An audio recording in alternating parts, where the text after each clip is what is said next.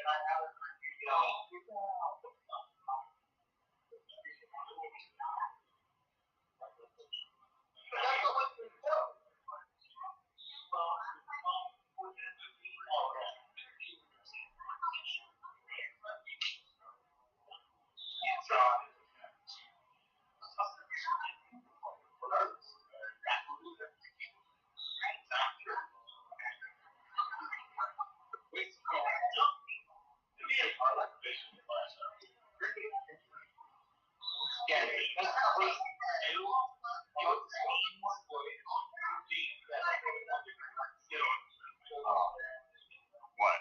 More elevator videos from there.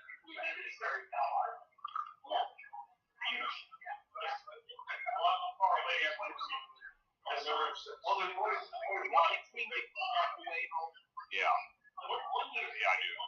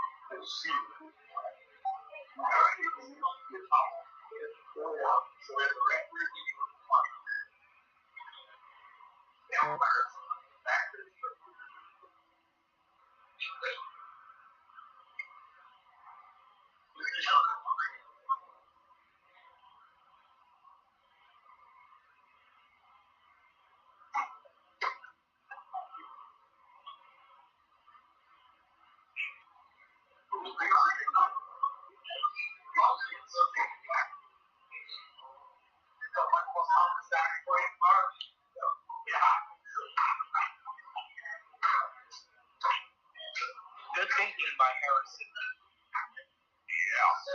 We're going to be at good time until the game starts. Yeah.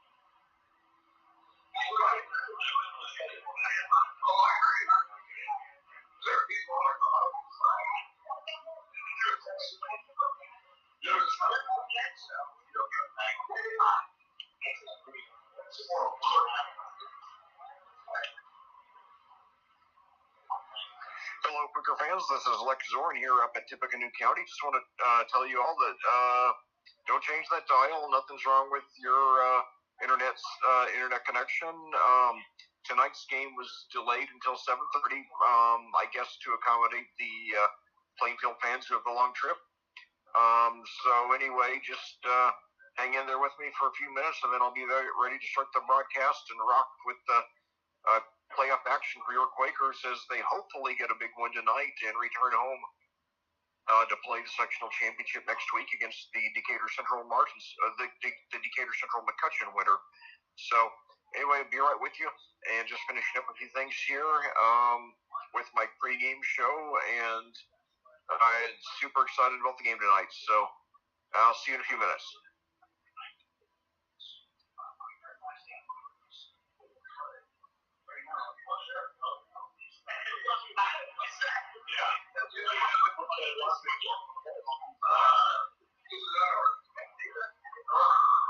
I guess all really cares about safety according to it says that all the buildings are secured, is that take away all the entrances on anyone who trespasses.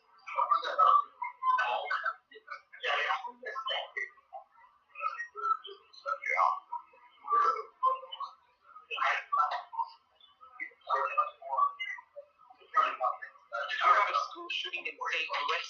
Oh yeah, I heard about that. It was terrible. A teacher and a student were killed, and several and some others were injured. Oh man, it's terrible. And you know what happened? The gunman was shot and killed by law enforcement. Oh man. Did you get a gunman? Orlando. I think his name was Orlando Harris. Do you think he had it? I think so, yeah.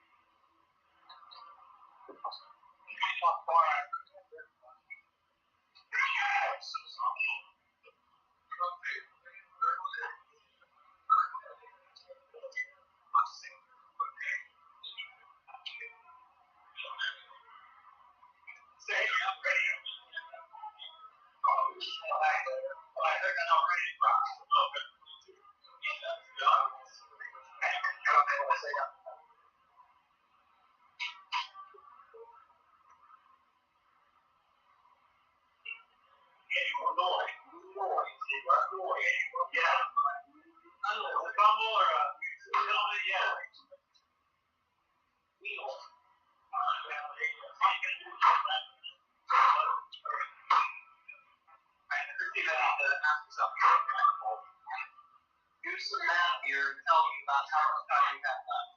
Okay. Bring the show on.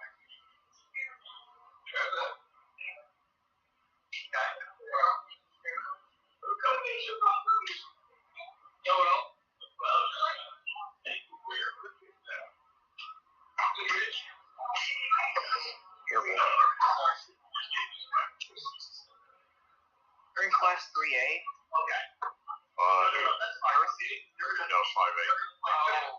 3A though. 8 minutes? Yeah. That sounds like we students in 3A. We got 4 here, and then next time it's a little bit over 4.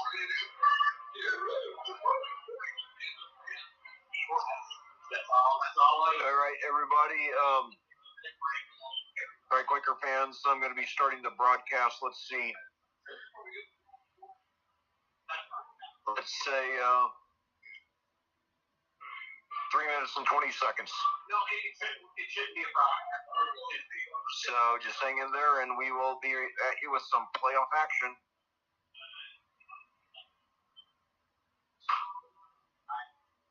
This does not look much different than a regular day. 3 minutes. And count. Yeah.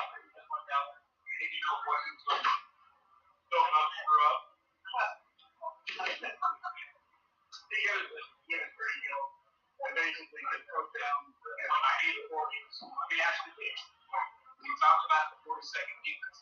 We talked about overtimes. We talked about mercy. 2 minutes and 30 seconds.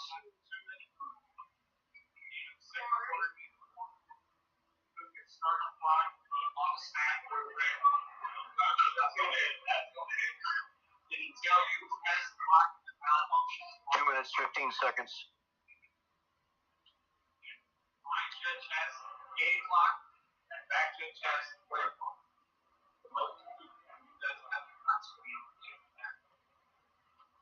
I need to know that's 2 minutes.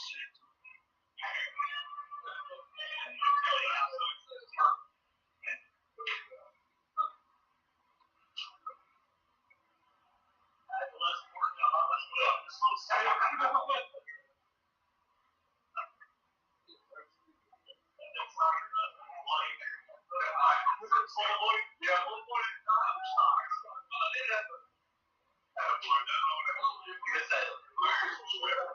1 minute and 30 seconds.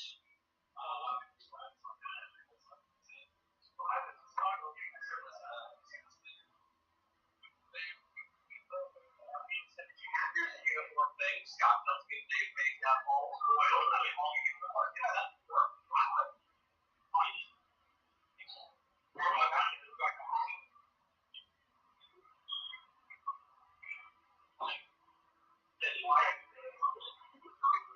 One minute.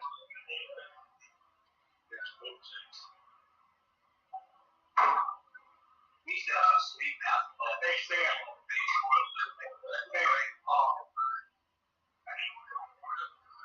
45 seconds.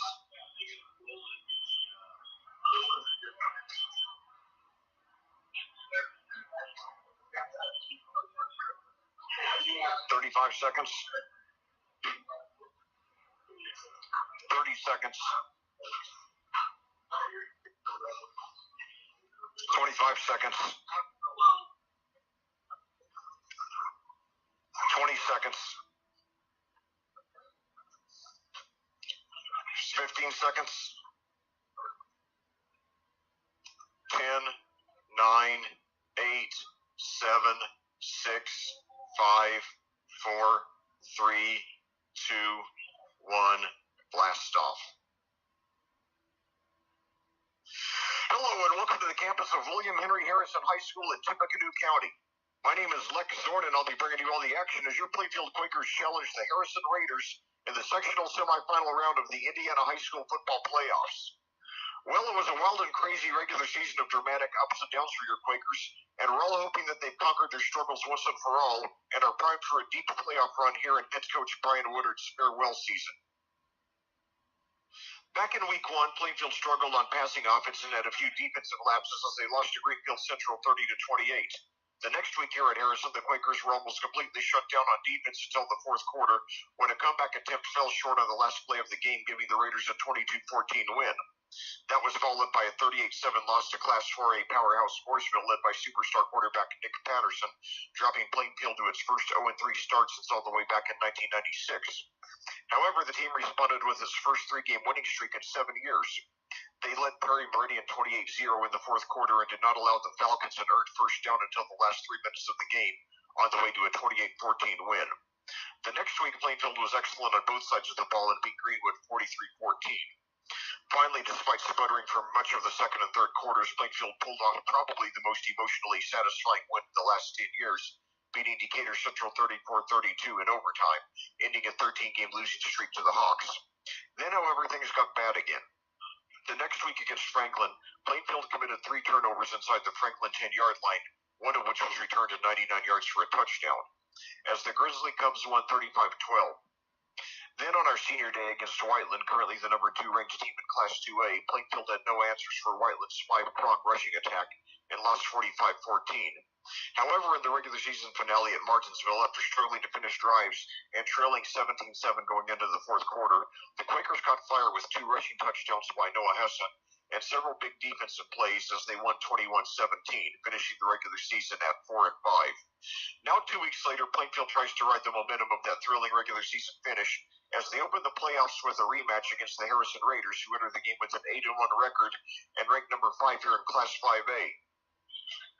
After losing their opener 27-14 to cross-county rival West Lafayette, currently the number 1 ranked team in Class 3A, Harrison has run off 8 consecutive wins, though they played a much weaker schedule than has Plainfield. Plainfield has been one of the top turnaround stories, Harrison has been one of the top turnaround stories in the last decade here in Indiana high school football. And at that we will pause for the national anthem.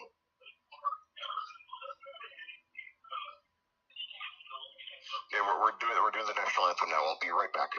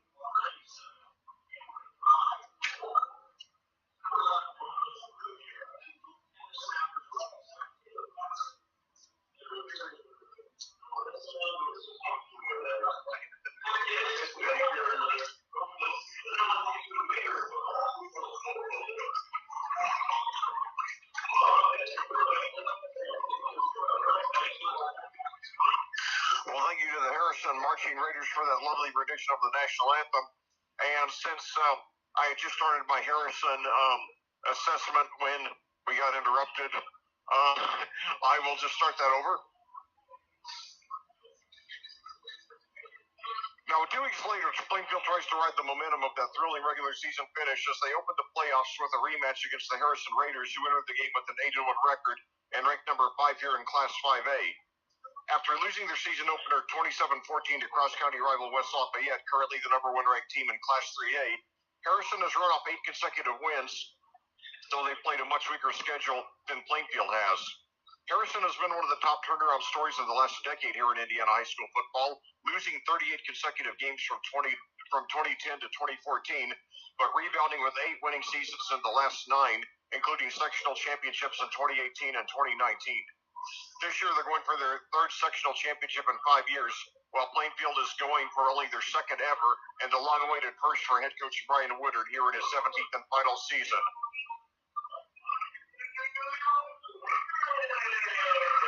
Now, so far this season, Plainfield has rushed 291 times and passed 211, a ratio of 1.37 to 1. Starting quarterback Hunter Newell, a junior, has had overall a good season. He started off slow but has come on strong over the last 6 games. For the season,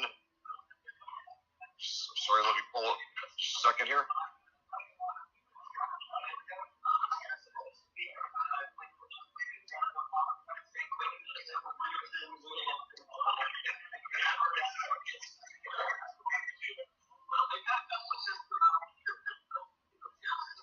Sorry, my computer's frozen here. Hold on. All right.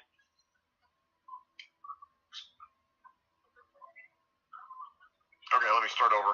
Now, so far this season, Plainfield has rushed 291 times, passed 211, a ratio of 1.37 to 1. Their starting quarterback is Hunter Newell, a junior, who overall has had a very good season. He started off slow through the first 3 games, but has come on strong ever since. For the season, he's completed 124 of 207 passes, just under 60%, 59.9.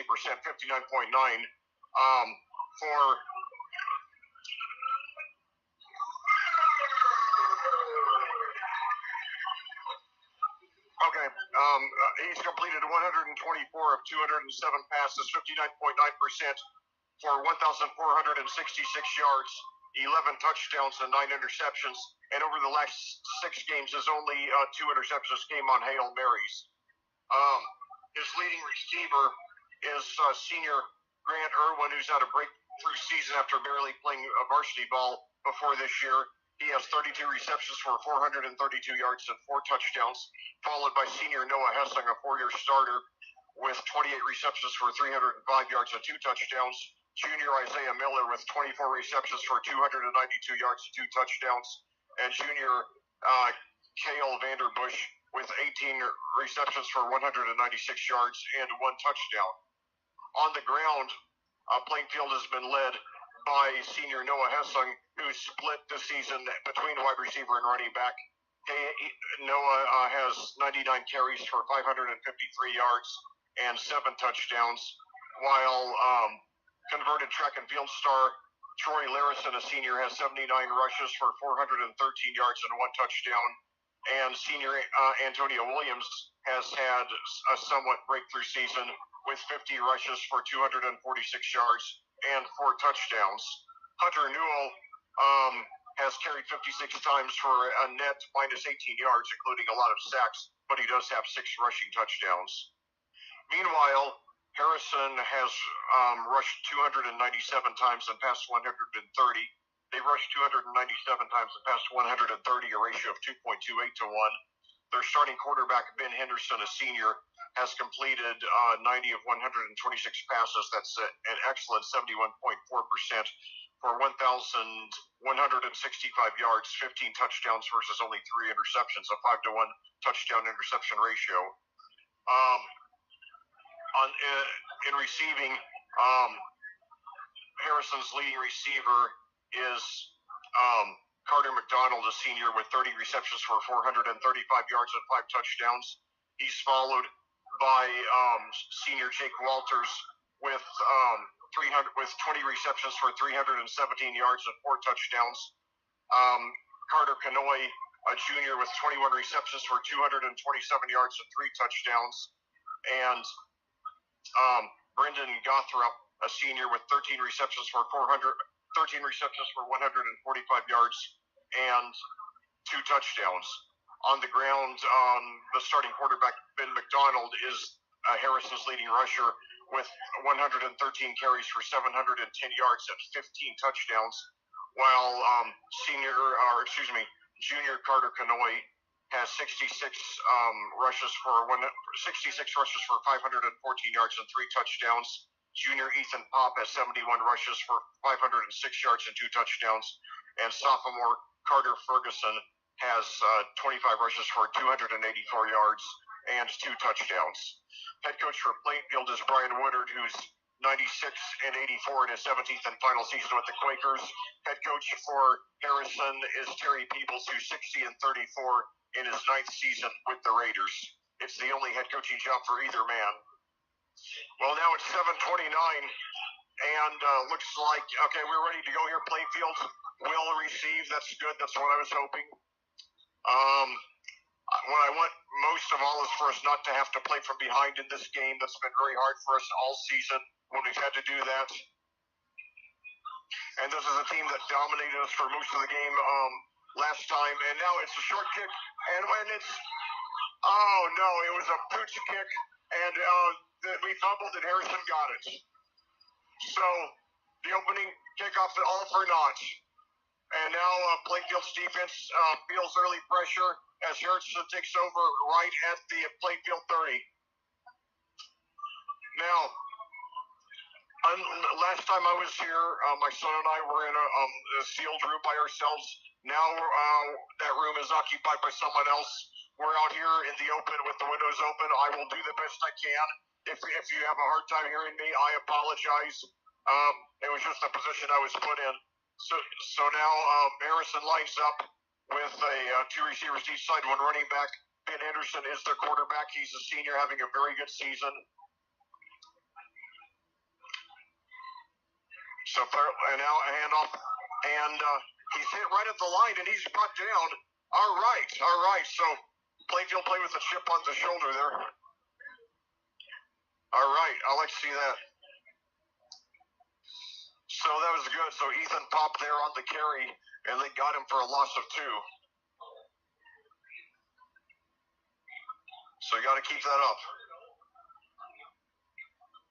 Yeah, we got to, play with a chip on our shoulder, play like we're really mad that we lost that opening kickoff. So 2nd and 12 for the, and now screen pass, it is complete, and we got him, and he breaks the tackle at the line of scrimmage, and he gets inside the 20 for the first down.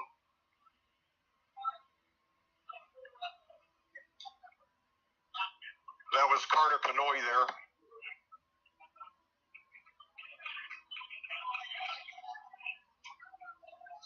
So Harrison overcoming that good stop by the Quakers. We nearly had him at the line of scrimmage, but he gained 12.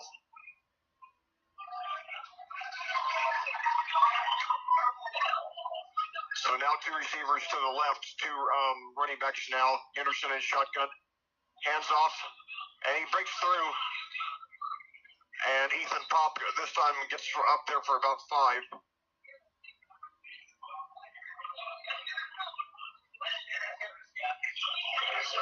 They give Pop credit for 5 on that one after being tackled for a loss this first time. 10:23 to go here in the first quarter at Tippecanoe County. No score between Harrison and Plainfield, but the Raiders have it 2nd and 5 at the Plainfield 14 after Plainfield fumbled the opening kickoff.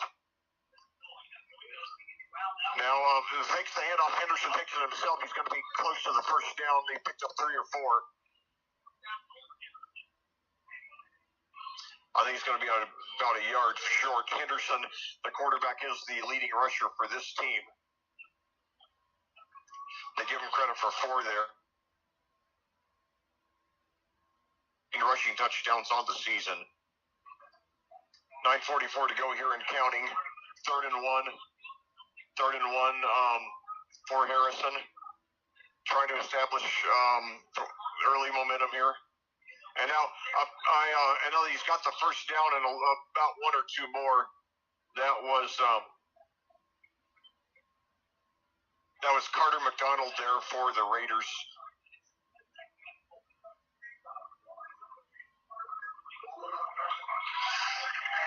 So he does get I think they give him credit for they give him credit for two. We started this game half an hour later than usual. So two receivers now out to the left for the Raiders. Ben McDonald is in the is there in shotgun. Running back, and now through big standoff, throws to the end zone, and he's got it for the touchdown.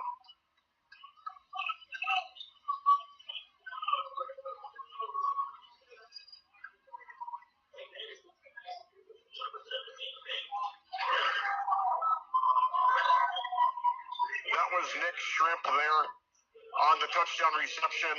He was wide open. It was a brilliant fake handoff, and Shrimp was wide open for the touchdown. And now the extra point is up, and it is good. Alex Stinn there on the extra point. Well, not the way we wanted to start off the game. We let him take the momentum from the first play, fumbling the opening kickoff, and then allowing Harrison to score very easily.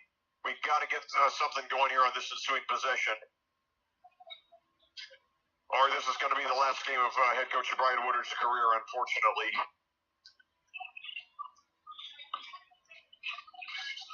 You know, usually I quote this like much later in the game, but in the words of Sticks, these are the times we find out who we really are. So Henderson completed both of his passes on the first possession, the second one coming for 8 yards and a touchdown with 9:01 to go here in the game.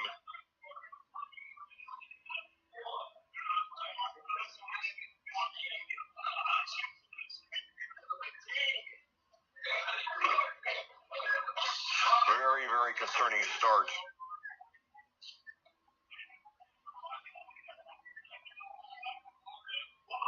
Well, never in my wildest dreams did I think that Harrison would be kicking off twice in the first 2:59 of the game.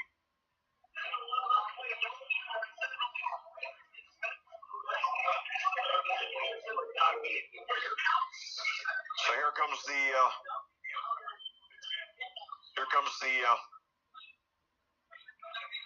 kickoff. This one's deep. Picked up out the 12, brought to the 20, 25, 30, 35, 40. All right, so it's a good return. All right, so that gets the Plainfield faithful into it. That was Troy Larison, the track and field star, playing his first year of varsity football this year. He did play JV ball 2 years ago.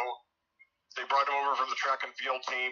We did not have, after 1, the 8 of the 3rd graduated, we did not have running back returning with much varsity experience. Also moved Noah Hessing, the wide receiver, part-time to running back, where he's overall done very well. So Quakers taking over at the 40 now with their first offensive possession of the game. 3 receivers.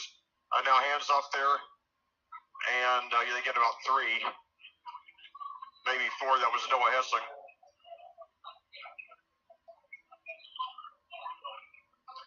They give him credit for 4 there. Not great, but you only need 3.4 to move the clock in the chain, so at least something to build on. So now 3 receivers to the right. Hessing, the running back. Newell in shotgun. Gives it to Hessing again. But this time they hit him. But on second effort, though, he plows forward. He gets 2 or 3. So good effort. Good second effort by Noah Hessing. I thought he was going to be brought down for a loss. But he did pick up 2 there at least. So 2 carries, 6 yards for Noah Hessing, bringing up a very critical 3rd and 4 with 8:02 to go here in the first quarter. Plainfield already down 7-0. They fumbled the opening kickoff. Harrison scored quickly. Now Plainfield trying to get the momentum back. 3 receivers to the right. Newell rolls to his right, throws, and it's caught, and he's got the reception out of bounds. That was Chris Stevens there.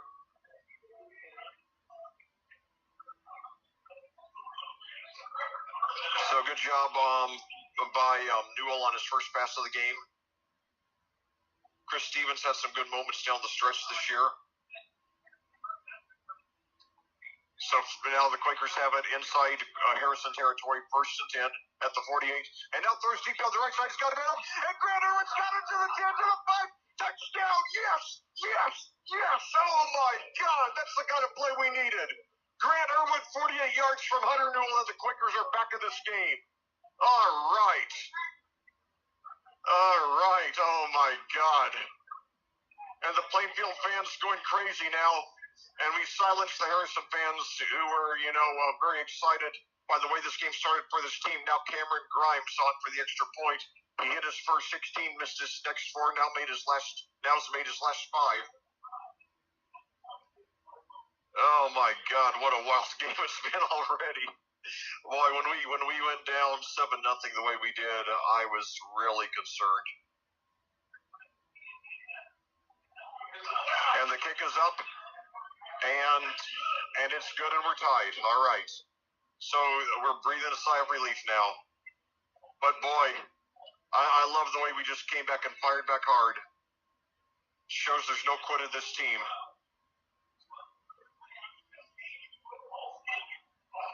Well, this game is not even 4.5 minutes old, and it's already been a wild one. Plainfield got the opening kickoff, fumbled it. Harrison recovered at the Plainfield 30, then scored on an 8-yard touchdown pass from Ben Henderson to Nick Shrimp. However, Troy Larison returned the ensuing kickoff to the Plainfield 40, and then Hunter Newell later on that possession threw 48 yards down the right side to Grant Irwin for the touchdown, and we are tied. All right. And I feel kind of strange here because I'm around a bunch of Harrison people, so that room here was the press box there was deathly silent except for me and my son. And as I mentioned before, this season, my son and Grant Irwin were 3rd grade teammates back at Harrison Hill Elementary. No, I'm sorry, Chapelwood Elementary in the Ben Davis system. Although obviously they both have moved out of the system since then. My son now a senior at Lawrence Central, and obviously Grant Irwin a senior here at Plainfield. Well, Grant Irwin wanting this very much not to be his final high school game, and so here we go. The Quakers kick off for the first time today, and it's a bouncy kick picked up around the 14, and he breaks up to the 25-30, up to about the 34. So Harrison now taking over for their second offensive possession. Their first they scored easily, although they started an outstanding field position at the Plainfield 30. Now, if Plainfield wins tonight, I'll be talking more about this at halftime, but Plainfield, if they win tonight, and then we just got an update. McCutcheon now leading Plainfield 3-0. I like our chances I like our chances of beating McCutcheon better than our chances of beating Decatur Central. So, but yeah, we will host the game regardless of whether Decatur Central or McCutcheon wins. We will play at home next week if we win today, which we better do. So now Henderson drops it back, throws deep down the right side, and it is. Did he get it? Incomplete. All right, incomplete. 2nd and 10. Nick Shrimp was the intended receiver, so that was his first incompletion of the game. It was he made a diving attempt. It would have been about a 30-yard pickup. So 2nd and 10 now. Come on, let's get him up the field, get the ball back, and get a score here. So 2 receivers now to the left, 1 to the right, 2 running backs. Now there's a handoff, and he's got a runner. He's got some room around. He's got the first down there. That was Ferguson there. Picks up about 12. Give him credit for 13 there.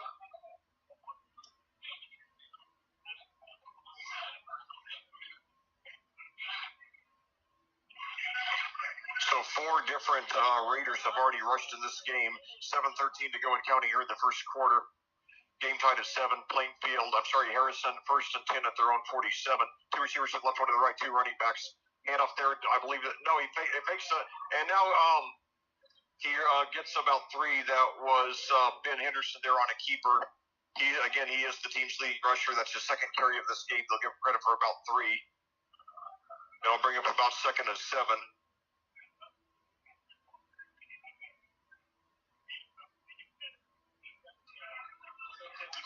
So now 2nd and 7 at the 50 for the Raiders. 6:35 to go and counting here in the first quarter. Game tied at 7. 2 receivers to the right. And now screen pass over on the left side, and he steps out of bounds. It's going to be that was Carter Ferguson, and he gets about 4 there. So it's going to be about 3rd and 3. So Henderson has completed 3 of his first 4 passes in this game. Give him credit for 4 on that one. Ferguson's first reception. So 3rd and 3 for the Raiders. 6:24 to go. And now Henderson, handoff to Pop. They stop him. He's going to be about a yard short of the first. Probably in first. They'll probably go for it, though.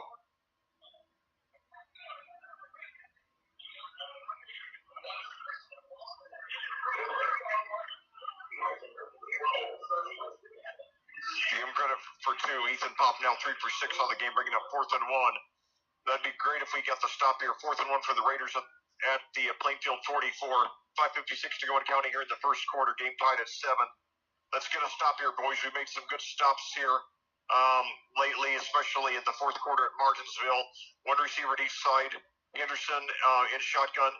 And now apparently there's some confusion because and now they go for a quarterback sneak. We might stop him. Boy, it's going to be really close. We're waiting for the signal. Plainfield said they stopped him. They might do a measurement, and it looks to me like he's, about 2 feet short, but let's see.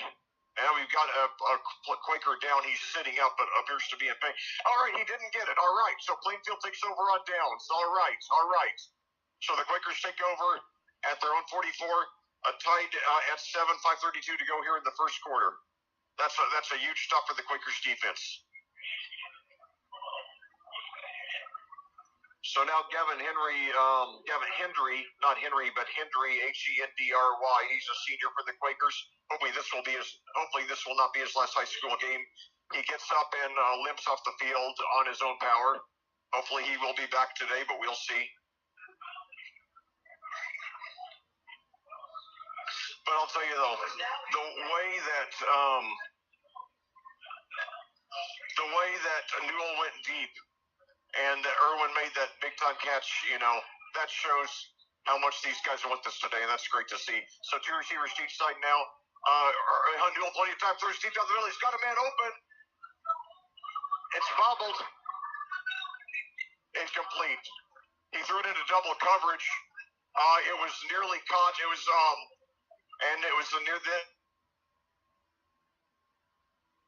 nearly intercepted by a Raider, but it fell to the ground incomplete. So could have been better, could have been worse. All right. So now for the Quakers at their own 44. Clock stopped, 5:23 to go.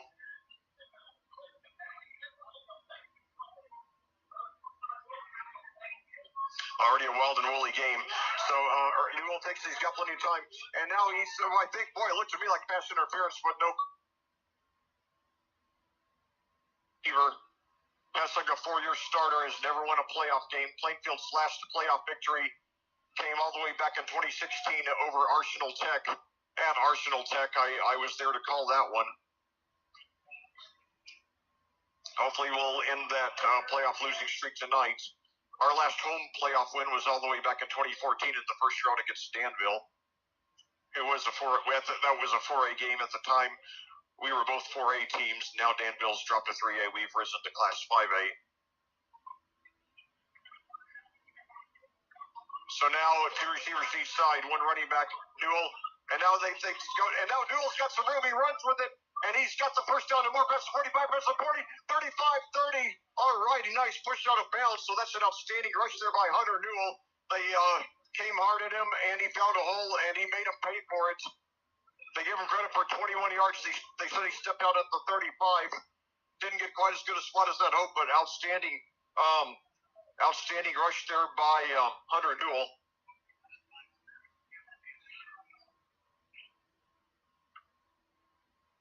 So Plainfield having much better offensive success so far today than they did in the first three quarters the last time at Harrison 9 weeks ago.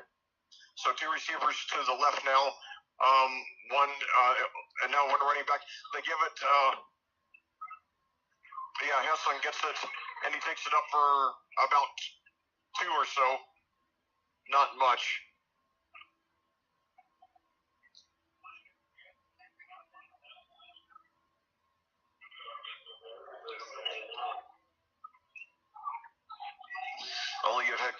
They only give him credit for 1 there.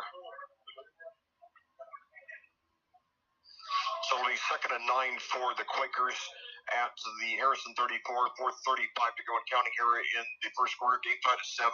Two receivers to the right, one to the left. Now handoff to Hessling there. This time he's got a little bit of hole. He's going to be up close to the first down. All right.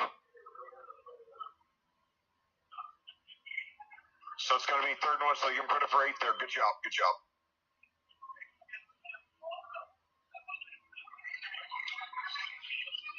So a big 3rd and 1 for the Quakers at the Harrison 26. Trying to take the lead here. We went down 7, and now in a bunch formation, I think it's going to be quarterback sneak by Newell. No, they don't. They handed off, but I think they stopped it. Or did they get it? I think he got it.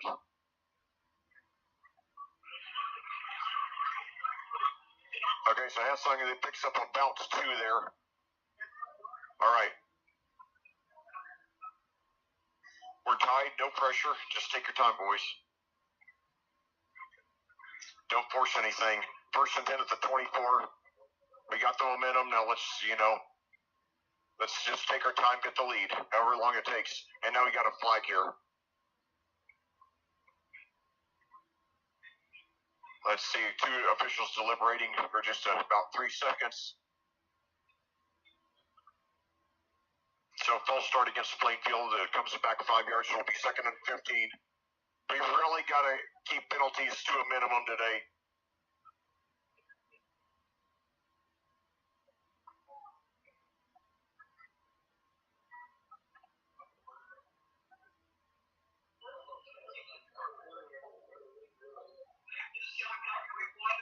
So now Plainfield, now they give it to Hessling again, and this time he gets up for about 5 yards, basically getting back what they lost on the penalty.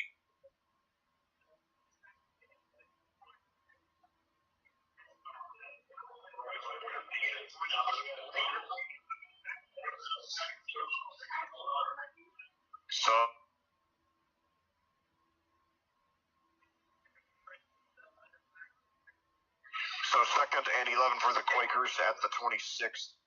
2 receivers to the right now. Hessling the running back. Newell in shotgun. 2:52 to go in the first quarter. Game tied at 7. Newell takes it. It's got plenty of time. Rolls to his right. Oh, and he's brought down from behind. He got back. I think it's going to be about a loss of about 1, so it'll be 3rd and 12.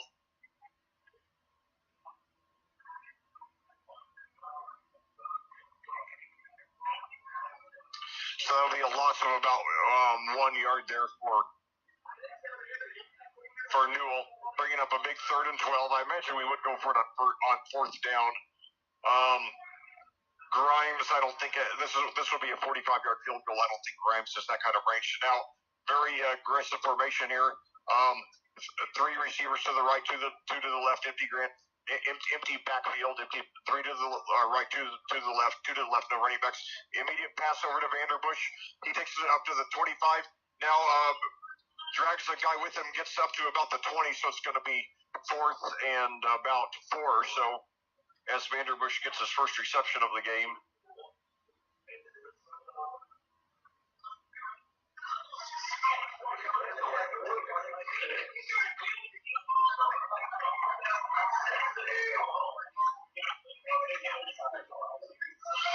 4th and 6 for the Quakers now at their own 20. It looks like they are going to go for it. I did think this would be a 37-yard field goal from here.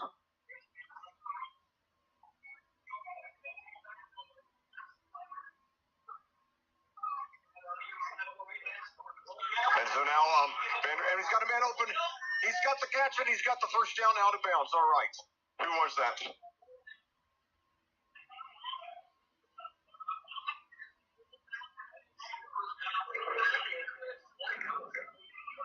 All right. So 9 yards there. I think that was Stevens there on the reception. And it's good for 9 yards regardless.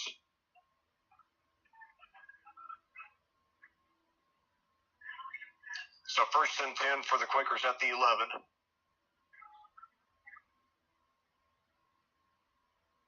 And now throws, and now it's a screen pass that's tipped out of bounds. So it'll be 2nd and 10. Nevertheless, Quakers are in good shape here. 1:12 to go now here in the first quarter. The game is still tied.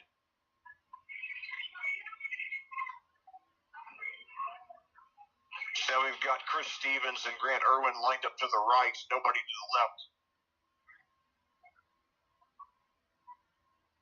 Hunter Newell's completed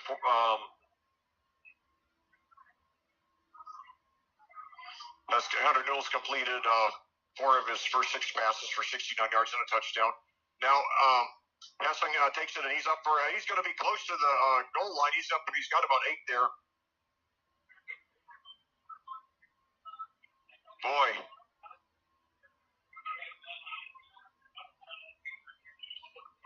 So it's going to be 3rd and 1 there.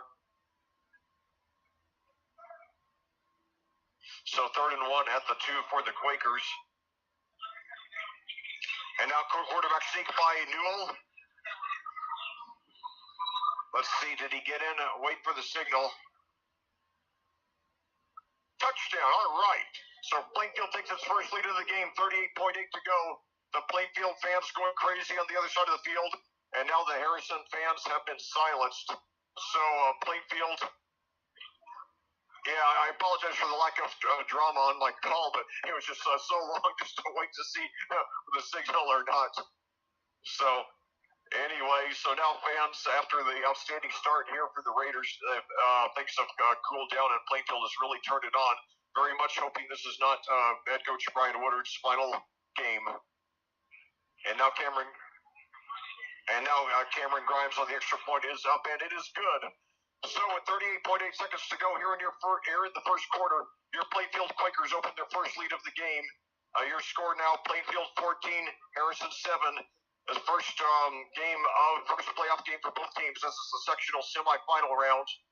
Hunter Newell scores his 7th rushing touchdown of the season on a 2-yard quarterback sneak. All right. Well, Plainfield got the ball first, fumbled the opening kickoff. Harrison scored quickly on an 8-yard touchdown pass from Ben Henderson to Nick Shrimp, but it's been all Plainfield ever since. The Quakers have scored on their 2 ensuing possessions on a 48-yard touchdown pass from Hunter Newell to Grant Irwin, and then again on a 2-yard quarterback sneak by Newell.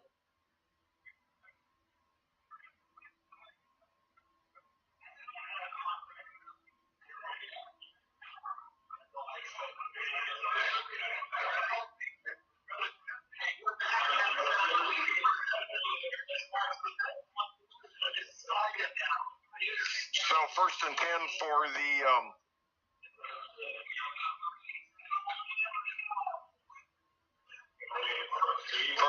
I'm sorry. Now Plainfield about to I was just reading the scoreboard. So Plainfield's kicking off now from the 40. This is a mid-level kick, a very bouncy kick, and it's going to roll all the way back, and it went out of bounds just literally about 6 inches from the pylon. Oh man, too bad. That was nearly a touchback, as it is. It's a penalty now, and the Raiders take over, I believe, at the 35.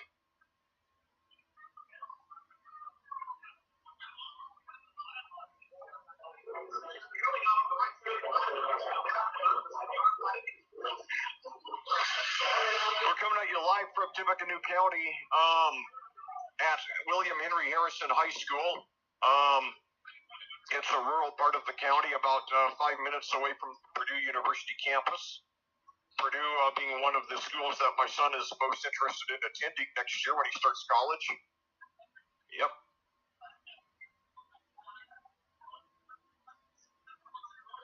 So now,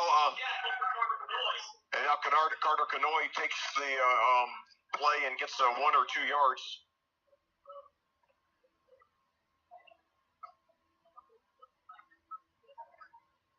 Canoy already the 5th Raider to rush in this game. They give him credit for only 1. 14 seconds to go here in the quarter. They don't have to run another play, but they're lining up for one at least. 8 seconds left now. 2 receivers to the right, 1 to the left. 2 running backs, 1 second. And they take the snap. I don't know if they got it off in time. They are running the play. And he's got somewhere on the left side, and he's knocked out of bounds just short of the first down. So that was Carter Canoy closing out the quarter with 2 consecutive rushes. It looks like they said he did get the first. So, after 1 quarter of play here in Tippecanoe County, your score, Plainfield 14, Harrison 7 in the sectional semifinal round. We'll be back with a continuation of this thrilling game after these words from our sponsors here on AudioSportsOnline.com. The Plainfield High School Athletic Department simply would not be able to operate without the generous support of our sponsors. We would like to recognize and thank them for their generosity. CCP Contracting, Geodis, Ganell Financial, Julia Berberich, Remax Centerstone Plainfield, Kyle Burnfield, Mortgage Lender Flagstar Bank, Team Turley Fairway Mortgaged, Barrett Bailey and Wood Financial Group, African Plum Home, My IT Indy at myITindy.com, I-70 Record Service and Garage, BGW Construction LLC, Beacon Sign Company, Jeff Brown Photography, Karen Alexander Photography, and Whitlow's Towing. Thank you, sponsors. Your support of the student athletes of Plainfield High School is greatly appreciated. Well, back here at Tippecanoe County, we're getting ready to resume play. We're at the start of the second quarter with the Plainfield leading the host Harrison Raiders 14-7. But Harrison has the ball 1st and 10 at the Plainfield 45. I'm sorry, at their own 45. And now they've got a rush up the middle for about 3 yards. That was Ethan Pop there.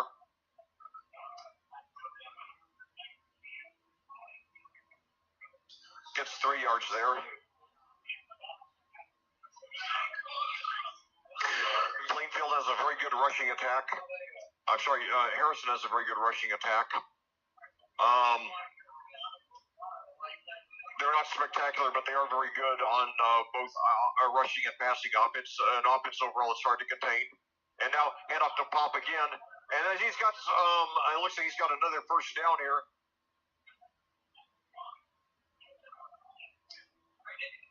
So Ethan Pop, they do give him, looks like they do give him the first down. Think of about 8 there for the Raiders. They move the ball into Quaker territory. It's now 1st and 10 at the 44. 11-11 to go here in the second quarter. Plainfield 14, Harrison 7. The Raiders, Plainfield fumbled the opening kickoff, and the Raiders quickly converted it for a touchdown. Plainfield, however, responded with 2 touchdowns to take the lead, which they currently have. So now, handoff this time. Now fakes the handoff and throws up the middle. He's got a man wide open, and he should score the touchdown. So, 44 yards for the touchdown. He was wide open. That was Carter Canoy, and both Harrison touchdowns today. The guy was just, I'm sorry, Carter McDonald, excuse me.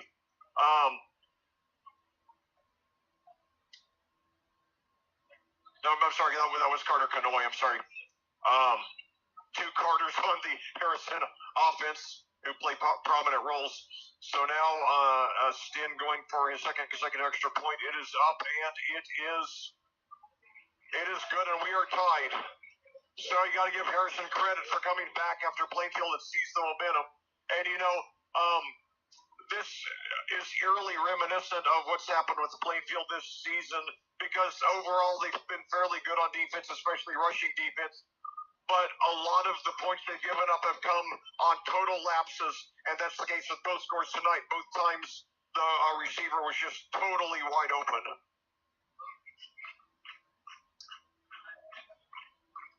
So Ben Henderson has completed 4 of his first 5 passes.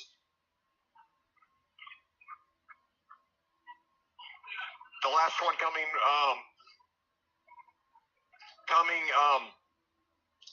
44 yards for the touchdown.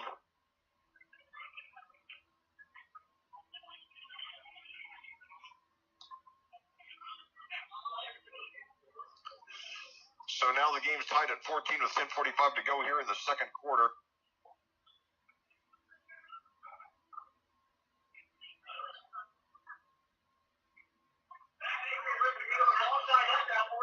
So 10:45 to go here in the second quarter. Your score, Plainfield 14, Harrison 14. The Raiders ready to kick off, having tied the game after Plainfield had scored 2 touchdowns in a row to take the lead.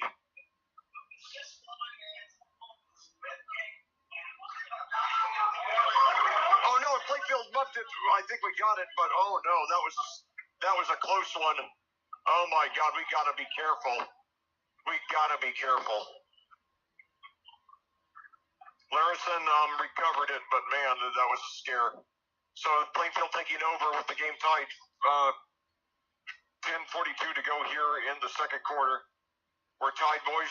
Just relax and just score. It doesn't matter if it takes one play or 20.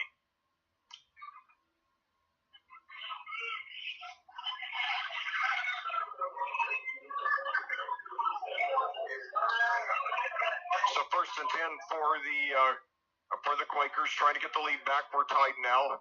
Each team has led today, and now we're tied. 3 receivers to the right, 1 running back. Hand off there to Hessung. And now he's hit near the line, but he plows forward for about 6. Noah Hessung, a very tough player. Should be playing college ball somewhere at some position next year. Certainly shown a lot of versatility here in high school. Already 7 carries for Hessling for 26 yards. 2nd and 5 at the 19. 3 receivers to the right. Hessling, the running back, fakes the handoff to Hessling. This time he's got a pass that's, and he's got the first down up to about that was to Isaiah Miller. He picks up about 12. All right. So Newell's completed 5 of his first 7.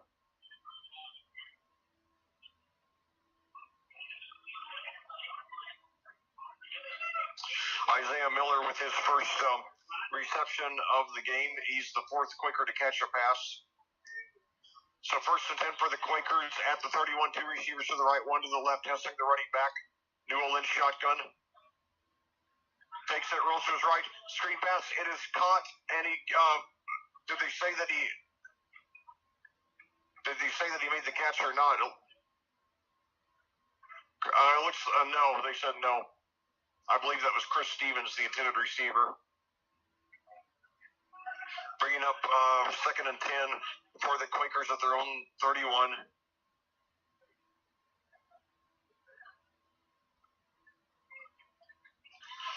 So Chris Stevens now lined up to the right, along with, I believe that's Grant Irwin. Noah Hessung is the running back. We have 1 receiver also lined up to the right.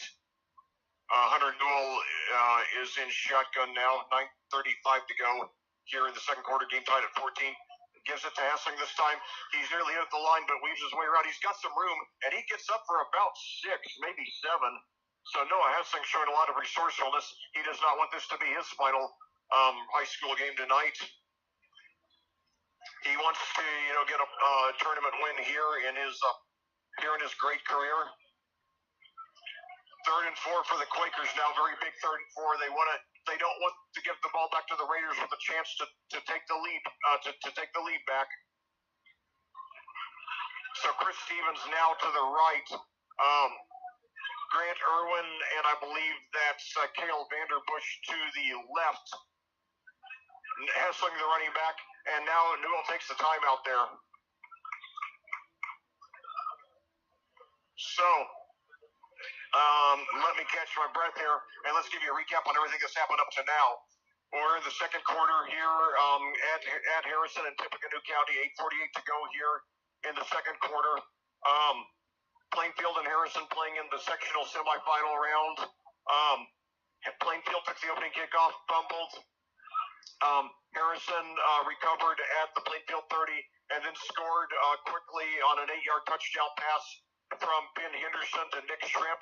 However, Plainfield on the ensuing possession fired right back, scoring on a 48-yard touchdown pass from Hunter Newell to Grant Irwin. Then on Harrison's ensuing possession, they turned the ball over on downs at the Plainfield 44, and the Quakers took it down and scored on a 2-yard quarterback sneak by Hunter Newell, taking their first lead of the game. However, on Harrison's ensuing possession, they tied it up on a 44-yard touchdown pass from Ben Henderson to Carter Canoy. And now Plainfield with the ball, 3rd and 4 at their own 37. So 2 receivers now to the left. Noah Hessling, the running back. Hessling gets it. He spins around. I think, got the first down. At least, if not, it's going to be very close. I think he's got it, though. Yes, he's got it. All right. Noah Hessling already his 9th carry of this game, and they give him credit for 5 on that one. I have him 9 for 37 here. 8:32 to go and counting here in the second quarter. Been a hard-fought game already. It's a very pleasant late October evening here in Tippecanoe County, near the Purdue campus. So 2 receivers to the right, Noah Hessling, the running back. They give it to Hessling again. This time he's hit, but he does plow his way up for about 3. Noah Hessling having a lot of his yards tonight after contact.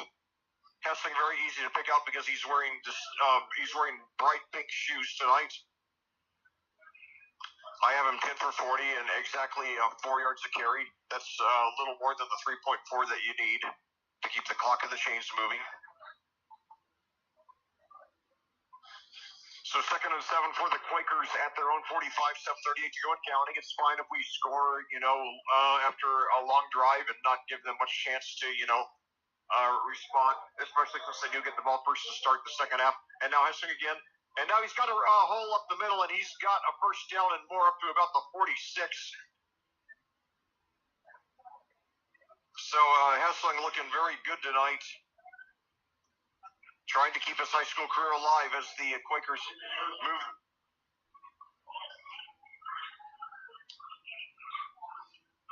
So the Quakers now have the ball at the Harrison 46, 7:13 to go and counting. And, as long as Hessling until they show that they can stop Hessling, I say keep giving it to him. 2 receivers to the right now. And now Newell with plenty of time. He takes it himself. He rushes, and he's hit and dropped at about the 44, so he picks up about 2. Hunter Newell has a 21-yard rush tonight and a 2-yard quarterback sneak touchdown tonight. And he's also throwing the ball well. Only 2 after 7 interceptions through his first 3 games. Only 2 in the last 6, both on Hail Marys. We should make a separate category for that. Newell also has completed 5 of 8 passes for 81 yards and a touchdown. Completed the 5 passes to 4 different receivers. So now 3 receivers out to the right. Noah Hessling out to the left. We got a new running back in there. Newell takes it, screen pass, and it's complete to Larison, the running back, and he's up for about 2 more. Troy Larison with his first reception of the game.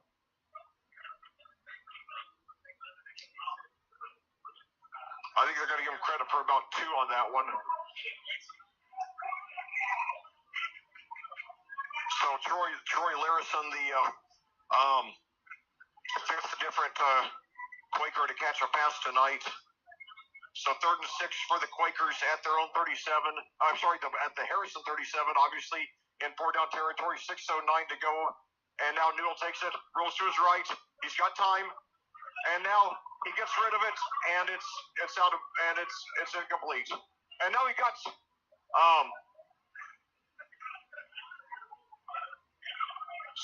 one of the commentators here is talking about intentional grounding. I don't think it was, but we'll see.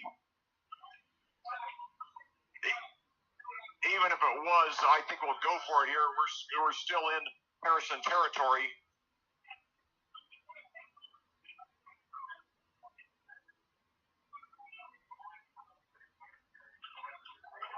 All right, intentional grounding. Okay.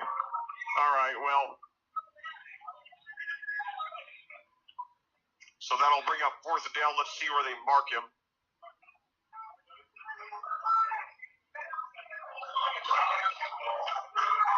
What is intentional grounding a 15-yarder now? I thought it was a spot foul because they just moved it back to the Plainfield 43, and that changes the perception of things. And now, obviously, they're going to. Now, obviously, from there, you'd punt in this situation. So now that gives pressure to our defense, especially because we don't want to let them score late in the half, and then and now have a chance to score, to start off the second half and take a 2-possession lead. So it's fair caught at the 29. So a 28-yard punt there by Plainfield. So now with 5:48 to go, our defense has got to come alive here.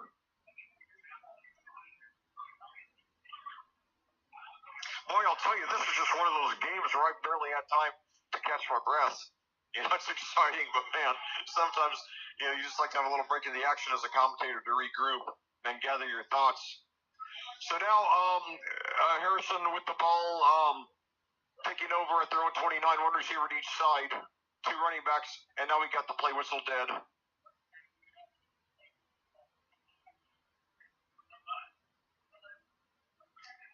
So let's see. Okay, it's good. It's against Harrison. I believe that's the first Harrison against. I believe that's the first penalty. The first penalty against the Raiders all day. So now it goes from 1st and 10 to 1st and 15. We got to take advantage of that now. We can't squander any opportunities here.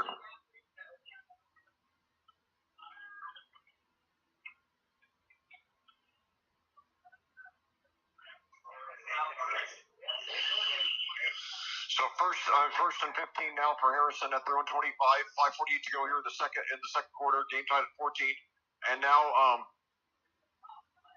Ethan Pop gets it for about 2 yards, so it'll be second and about 13.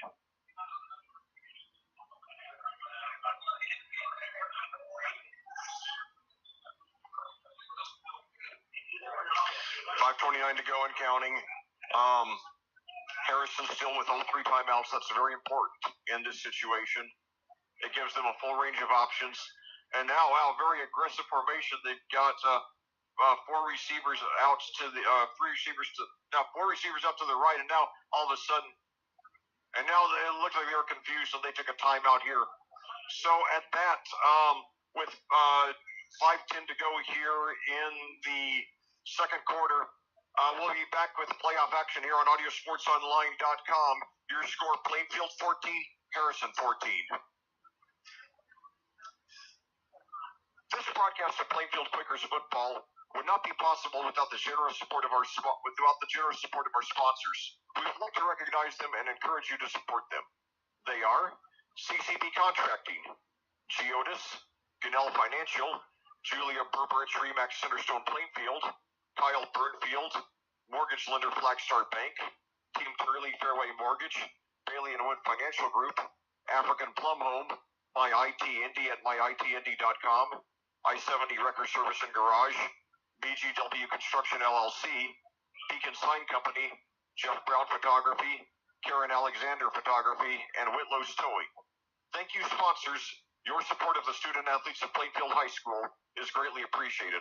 Well, back here at Tippecanoe County, we're about to resume playoff action here with your Plainfield Quakers and the Harrison Raiders tied at 14. Harrison now with the ball, second and 13. And now we stop them dead in their tracks, so it's going to be 3rd and long. All right. He's tackled for a loss. brilliantly timed there. We were all over him.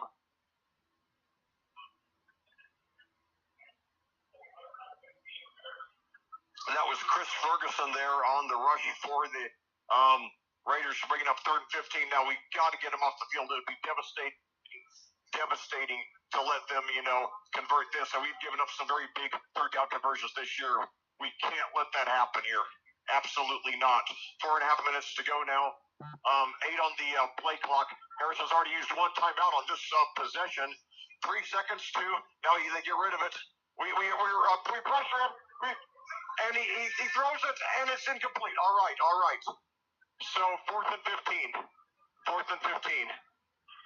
So Plainfield's presumably the Raiders will punt here. 4th and 15 at their own 25. 4:15 to go here in the second quarter. Game tied at 14.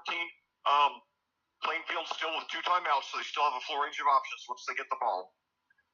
All right.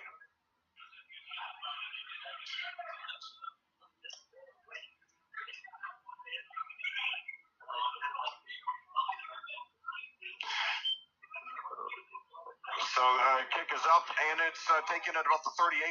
He brings it up to about the 42, and now he's brought down. So Plainfield will take over at the 42 or 43. Decent field position, 4:07 to go. Game tied, 2 timeouts here in the second quarter.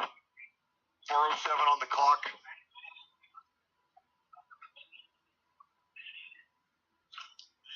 Boy, Plainfield's defense really came alive on that last possession.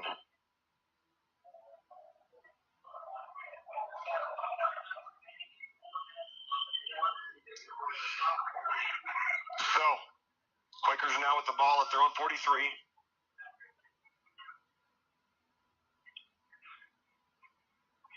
3 receivers up to the right, nobody to the left. Hessling, the running back. Hunter Newell in shotgun. He's had a very good game. Newell and Hessling have both had very good games. Fakes the handoff now. No, Hessling does get it, excuse me. And Hessling gets, now he's still on his feet, plowing forward, and he gets about 4, maybe 5. We'll see what kind of spot he gets. The clock keeps ticking under 4 minutes now. Hopefully we'll score with as little time as possible, so that they won't have it, so that the Raiders won't have time to answer, and they give him credit for 5 there. So Hessling, by my count, 12 for 54 here. The senior, hoping this will not be his final high school game.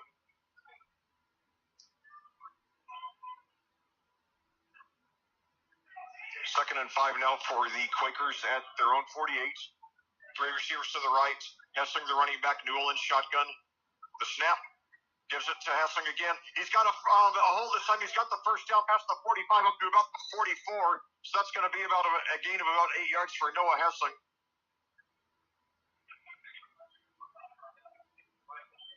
All right. And Hessling, he looks to me like he's gained his confidence in his rushing tonight. Harrison almost completely shut down our rushing offense. I think we had about 40 rushing yards total in the game here 9 weeks ago, back in week 2, the 22-14 loss. We've already equaled our point total from that night, where we had almost no offense until the 4th quarter. Our only score before then came on an 8-yard play right after a blocked punt.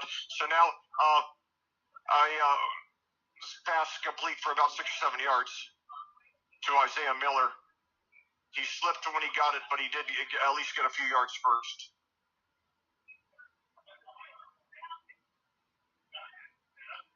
So Isaiah Miller with his second reception of the game. He's had a pretty good second half of the season.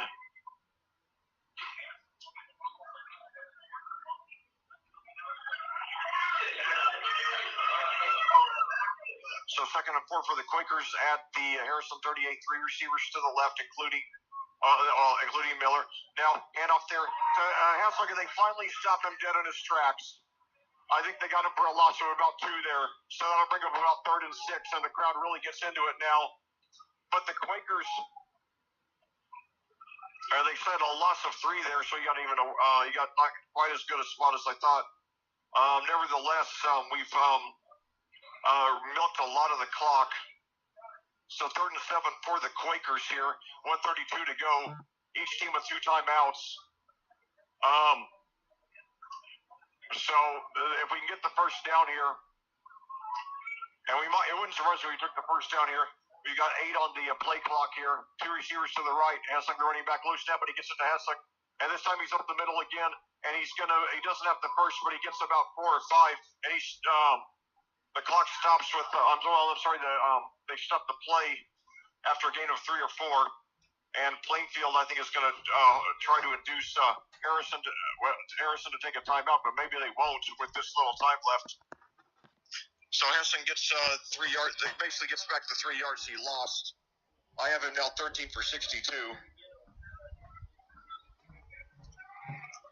So, and now 42 seconds for the Quakers.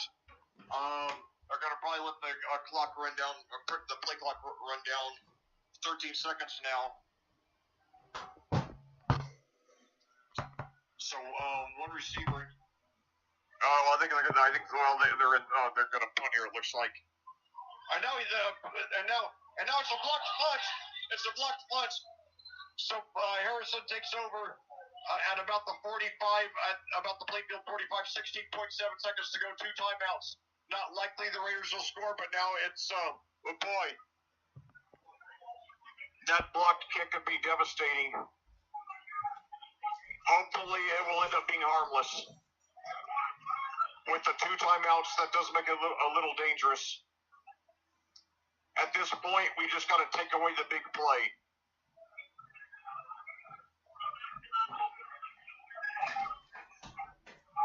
Boy.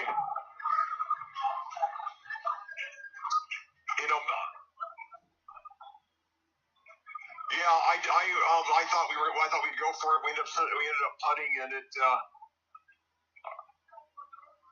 didn't work out. But now Harrison taking over at the Plainfield 45, 60.7 seconds to go. Henderson, and now he's tackled. Okay, a gain of about 6 there. They only used about 3 seconds, about 2.5 seconds there. Harrison does take a timeout after a 6-yard keeper there by Ben Henderson, who again is the team's leading rusher on the season. Hasn't rushed a lot tonight. 3 for 13 now for the senior, who's hoping this will not be his last high school game. Certainly seems like he would have a good shot to play college ball somewhere. His statistics aren't flashy, but they're very, very, very efficient. And he's very capable through the air and on the ground. So that kind of versatility, I think he will land somewhere in college ball next year. So 14.2 seconds to go here in the second quarter at Tippecanoe County. Harrison has the ball, 2nd and 4 at the Plainfield 39. 14.2 seconds to go in the first half. 1 timeout, game tied at 14. Each team has led once, and then we've been tied. Each team has had a 7-point lead.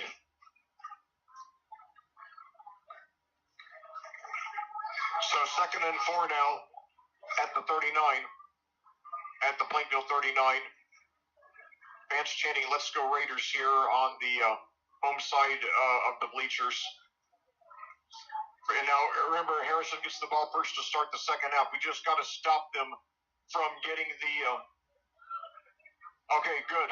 They took 2.5 seconds off the clock. I was thinking, I would, to rush 6 yards, to have a 6-yard rushing play and only lose 2.5 seconds off the clock, that doesn't seem right. So that's a little bit of a break for the Quakers now. 11.7 seconds to go. And now here's the snap. And now we pressure the quarterback. He throws deep toward the end zone. Intercepted. All right, intercepted. All right. Plainfield, I didn't see who got it, but that basically has the effect of a punt. So that's not a very harmful interception for the Raiders. 3.1 seconds to go. I'm a little bit relieved because it was up for grabs. Plainfield, Harrison had about as much of a chance at getting the touchdown as we did at the interception. Now, I could not tell where the knee of the Plainfield player touched the ground. It was really close to the end zone. Oh, they're marking it at the 1. Okay. So, yeah, we got to avoid the safety.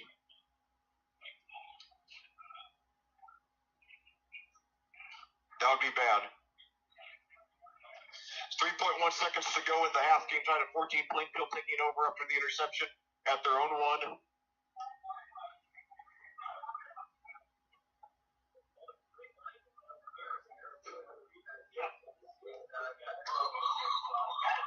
And now it's a short rush, and that's it.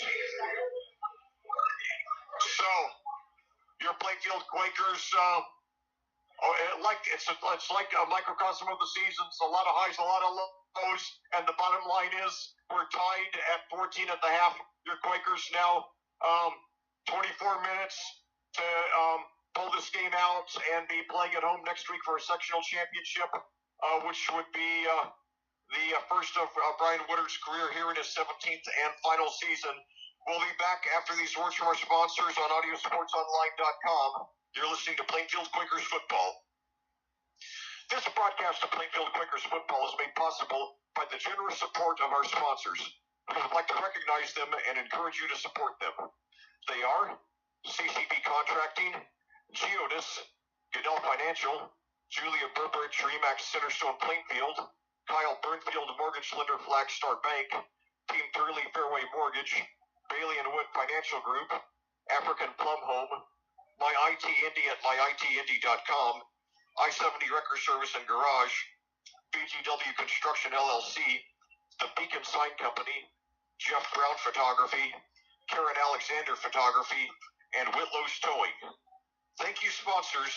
Your support of the student athletes of Plainfield High School is greatly appreciated. Well,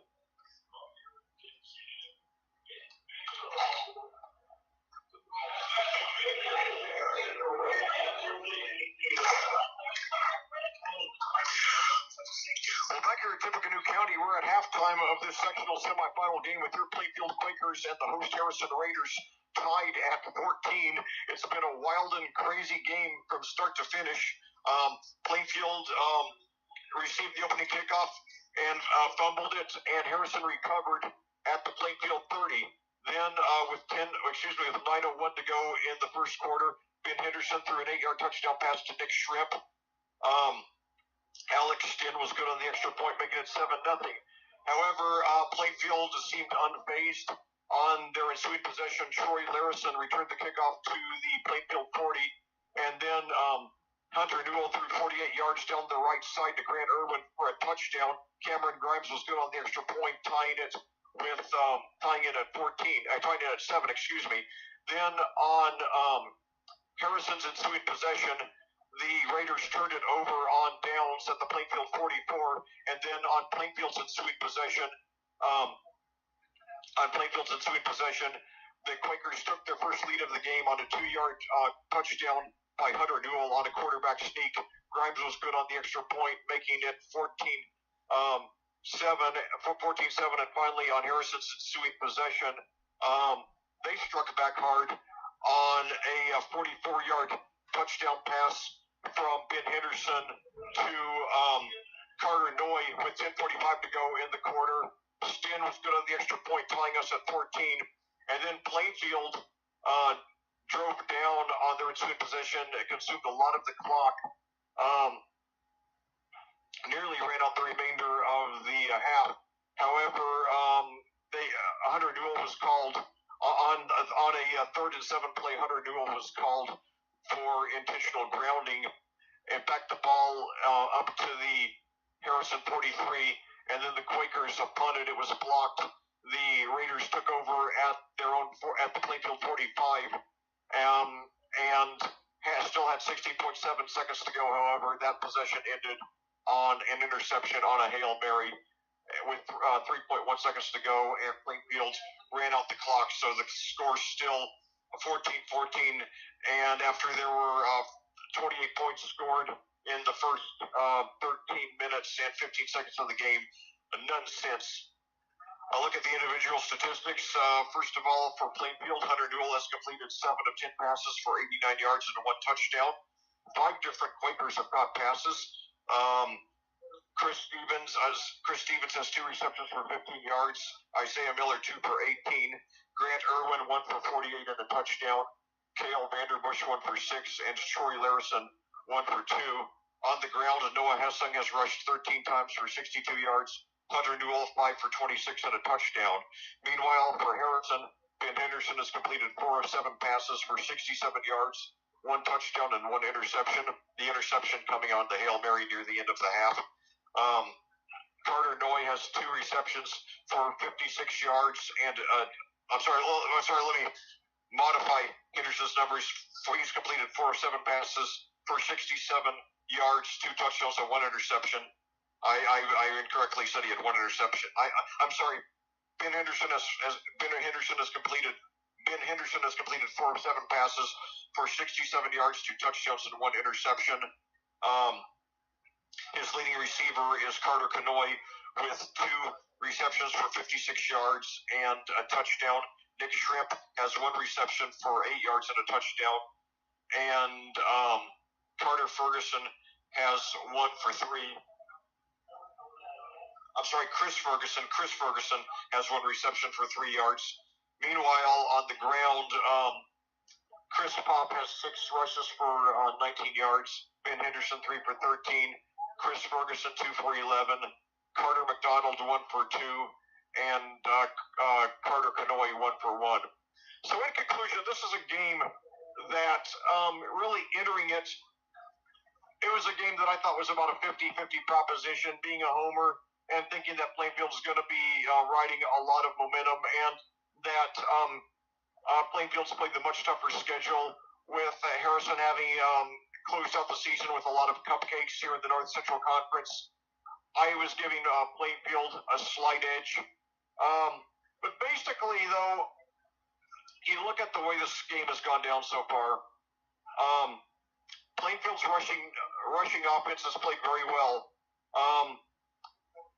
And I'll tell you, you take away the fumble on the opening kickoff, and you take away that 44-yard touchdown pass where the receiver, where Canoy was just wide open. Plainfield, is in control of this game now. So, I don't guarantee a lot of stuff, but I guarantee you this. If Plainfield plays the second half with no turnovers and they don't give up any 3rd and longs, I guarantee we're going to win and be playing 1 week from tonight back at home for the sectional championship against the winner of the Plainfield and Decatur Central. I'm sorry, against the winner of the McCutcheon-Decatur Central game that's going on right now down at Decatur Central in southwest Indianapolis. Both teams, Decatur Central and McCutcheon, entering that game at 3-6, but Decatur Central in the Mid-State Conference having played the much tougher schedule.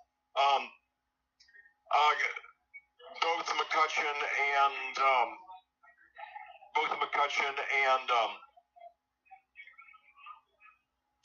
Harrison play in the North Central Conference, and I want to emphasize, I do take Harrison seriously.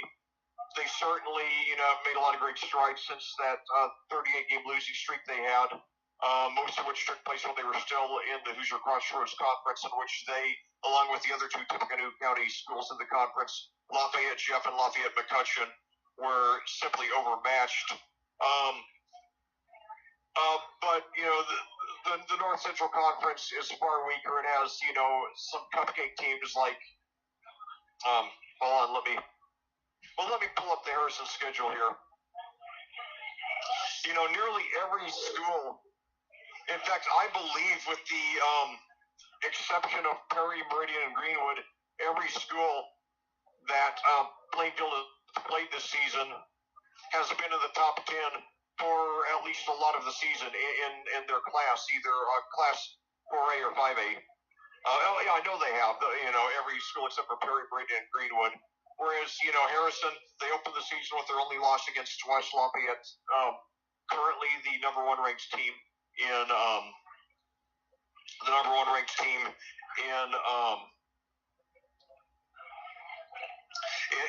Class 3A.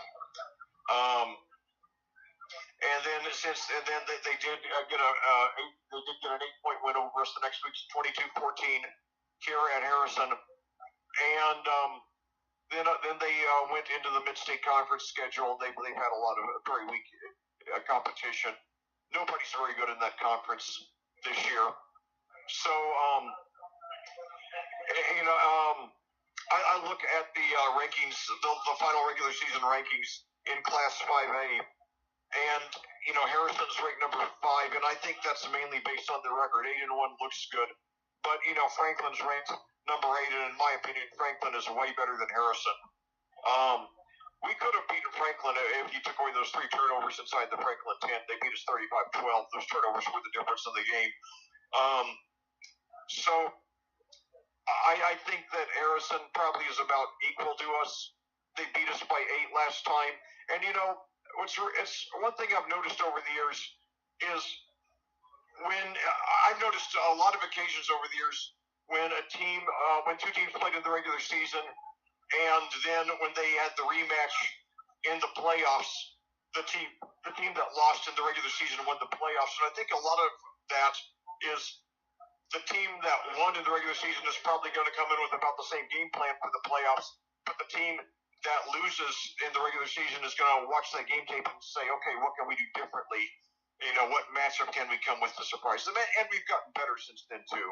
We were still trying to get ourselves figured out when we played back in week 2. I mean, we had really, we were revamping a lot of things. We were moving Noah Hessing from a 3-year starter at wide receiver to a part-time running back. We were getting Troy Larison, a track and field guy who did not even play football at all last year, acclimated to the game, coming in as a senior, playing on not only a varsity team, but on a 5A varsity team that plays currently, according to the SAGROAD ratings, the 20th toughest schedule in the state of Indiana, out of about 320 high school football teams, and the toughest schedule in Class 5A. We were 4-5, but if we played Harrison's schedule, we'd probably be about 8-1 too. So, anyway, with 4:29 to go on the clock, on the halftime clock, before I forget, let's look at what the other Hendricks County teams are up to right now.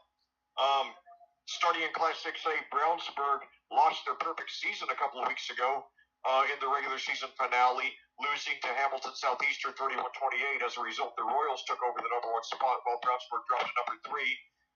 Tonight, Brownsburg opens the playoffs at number 8, Ben Davis. The winner of that game almost certain to win the sectional next week. For reasons I'll explain in just a moment, the other 6A team from Hendricks County, Avon, finished 1-8 for the second consecutive they finished their second consecutive 1-8 regular season after they got a semi-upset a couple of weeks ago against Zionsville. I thought for sure they'd beat Noblesville in the regular season finale last week, but the Millers actually won that game, breaking a 15-game losing streak to the Orioles. The final score in that game was 43-41. Nevertheless, Avon with a good chance to get a playoff win tonight as they visit 1-8 Pike in Northwest Indianapolis. The winner of that game will play the winner of the Brownsburg-Ben Davis game for the sectional championship next week. Obviously, the Ben Davis-Brownsburg winner will be a heavy favorite in that game. Moving down to Class 3A, both of the county's 3A teams played each other in the first round last week, with the number 11 ranked Tri-West Bruins suffering a semi-upset loss. They were 8-1 in the regular season. They beat Danville in the regular season 24-21, but citing an example I just told you about a team, losing a regular season game and then benching that loss in the playoffs. Danville beat Tri-West 40-21 last week. Probably studied the game tape of the Week 5 game where they lost to Tri-West and came up with a different game plan. Probably Tri-West came in with about the same game plan. I feel bad for Tri-West, and by the way, I've at times been the home commentator for both teams. So I cheer for all the Hendricks County teams so they're not playing Plainfield. I felt bad for Tri-West after the 8-1 season, but at the same time, I felt good for Danville because their 3-6 regular season record was so underflated because they played such a tough schedule, and they played very well against some very good teams from higher classes. So a little bit of poetic justice that they got a big playoff win then. And then tonight they play another marquee opponent. They visit number 7 Western Boone, the number 7 ranked team in Class 3A. And they've won a state championship 3 of the last 4 years. They won the 2019 and 2020 Class 2A state championships. Then were forced to move up to. They moved the 20. Yeah, they won the 2018 and 2019 Class 2A state championships, and then were forced to move to Class 3A where they won the state championship in 2020. And so Danville trying to pull off their second consecutive upset tonight. And finally, in Class 2A, Cascade got a big win last week at home over Greencastle, 50-24, overcoming after trailing 17-7 in the second quarter. The Cadets really came on strong the rest of the way. Tonight, now at 6-4 and having clinched their first 20 season in 9 years, the Cadets visit the Sullivan Golden Arrows, who are also 6-4. And I'll tell you, I have an interesting story to tell there. 4 years ago, when I was Cascade's primary commentator, I commentated Cascade at Sullivan in what's called the Wicked Crossover game. Cascade at the time was playing in the Western Indiana Conference. Now they've moved to the Indiana Crossroads Conference, which is a much stronger conference, one of the best lower division conferences in the state. That year they were in the pretty mediocre Western Indiana Conference, and there were 2 divisions in that conference, and in the last game of the regular season, the first place teams play each other for the conference championships, and then the second place teams play each other, the third place teams play each other, and so on. And Cascade played at Harrison that year. Cascade played at Sullivan that year. And, it was a real oddity. And, of course, Cascade was, and by the way, Sullivan is, it's way on the far west side of the state. It's about 15 miles away from the Illinois border. It's about halfway between Terre Haute and Vincennes. And I just said that as Cascade was leaving the conference, it would be the last time that those 2 schools would play each other, probably for a very long time. It turned out to be only 4 years. And by the way, at the time, Sullivan was in Class 3A, so they had to move down to 2A for it to be possible for them to play Cascade in the playoffs. But anyway, back to action here. There's now 2:01 left on the halftime clock, and for those of you just joining us, we are tied here at 14 between Plainfield and Harrison. Harrison gets the ball first to start the second half. Plainfield fumbled the opening kickoff. Harrison quickly scored a touchdown on an 8-yard touchdown pass from Ben Henderson to Nick Shrimp. However, Plainfield scored on its next possession on a 48-yard touchdown pass from Hunter Newell to Grant Irwin. Then Harrison turned it over on downs on their next possession at the Plainfield 44, and then the Quakers drove all the way down and scored on a 2-yard quarterback sneak by Hunter Newell, making it 14-7. And then finally on Harrison's ensuing drive, the Raiders tied it on a 44-yard touchdown pass from Ben Henderson to Carter Canoy, bringing us to our current score of 14-14. Well, like I said, if we can just have no turnovers and we give up no third and longs, I guarantee a win for us in the second half. And I got an early update I got an early update on the McCutcheon Harrison game. It said at that time the PA guy said McCutcheon was leading 3-0, but let's see what the situation is now. I'm going to open the Operation Football app here. Actually, it's on the Channel 13 app. And hopefully we'll have an updated score as the last 11 seconds run off the clock here. I'm going to take a soda break here in a minute, too. Hold on.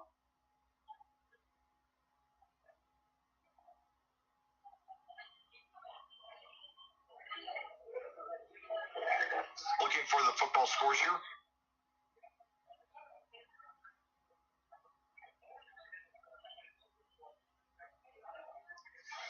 my son, and I just saw this on the WTHR app. My son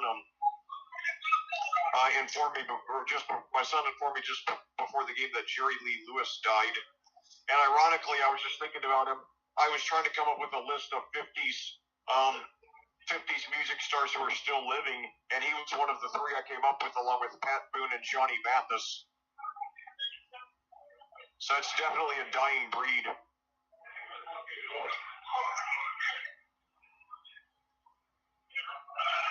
So now, Plainfield to kick off here.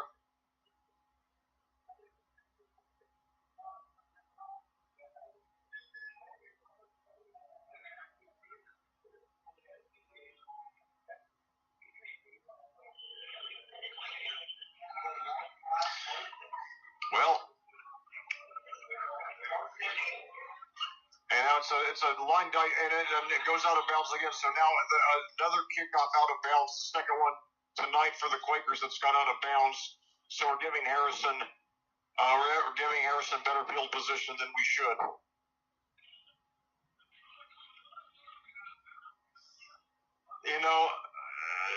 This game, I've been, really thinking. I remember I plugged the senior day game in week 8 against Whiteland and reminded you all to get out there to give Coach Woodard a big thank you at the event that it was his last home game. Hopefully it won't be, but the second half will determine that. We're tied at 20 now. Harrison taking over after the kickoff goes out of bounds, taking over at their own 35.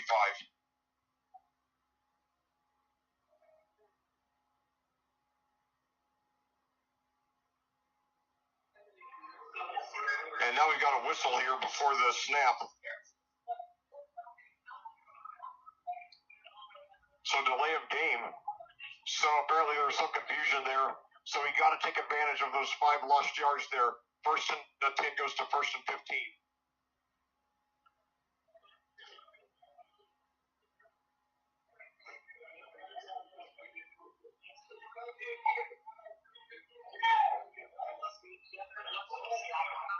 First and 15 for the Raiders. This is the first play of scrimmage from the second half. We're tied at 14.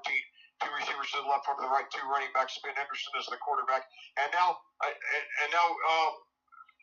okay, we stopped him for a loss. All right.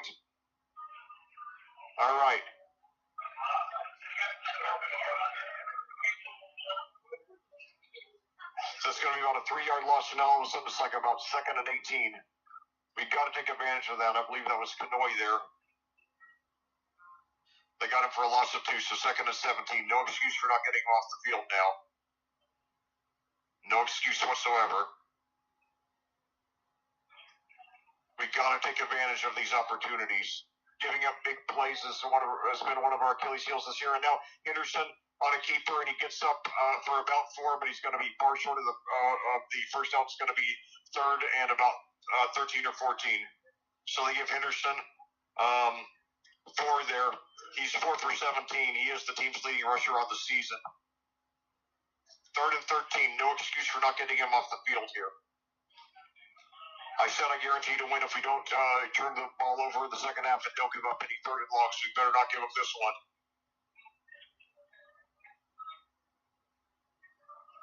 So now takes the snap, he gets rid of it, and he's going all the way for the touchdown. Oh no.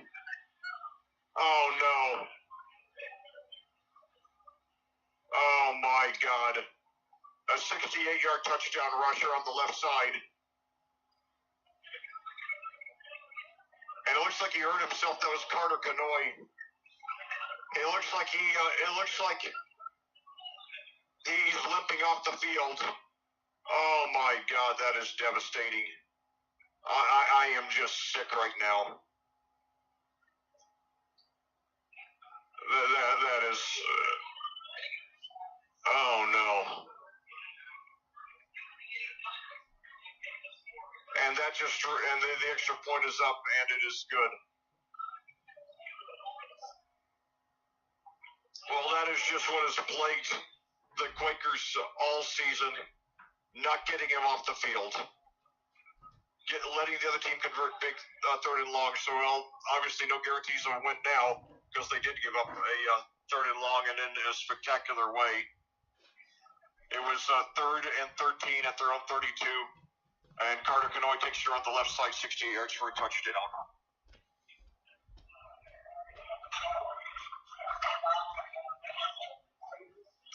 I just heard Decatur Central's ahead now. I didn't catch the score though.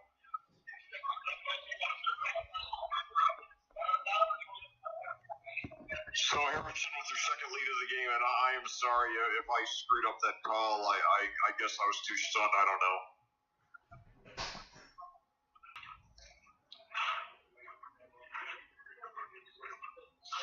There's a dead ball personal foul against the Raiders. I guess it'll be assessed on the kickoff. We got to take advantage of that, but God, you got to take advantage of it when it's 2nd and 17 and 3rd and 13.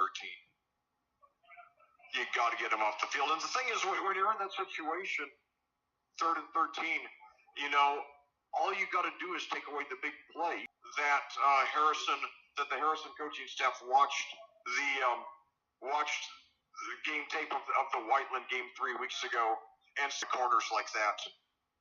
They beat us with that play all night.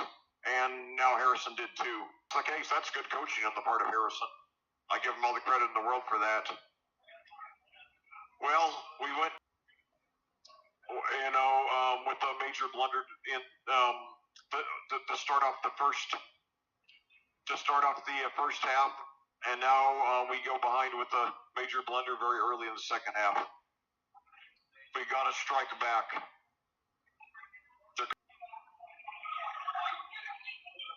So now short kickoff fielded at the 26, right up to the.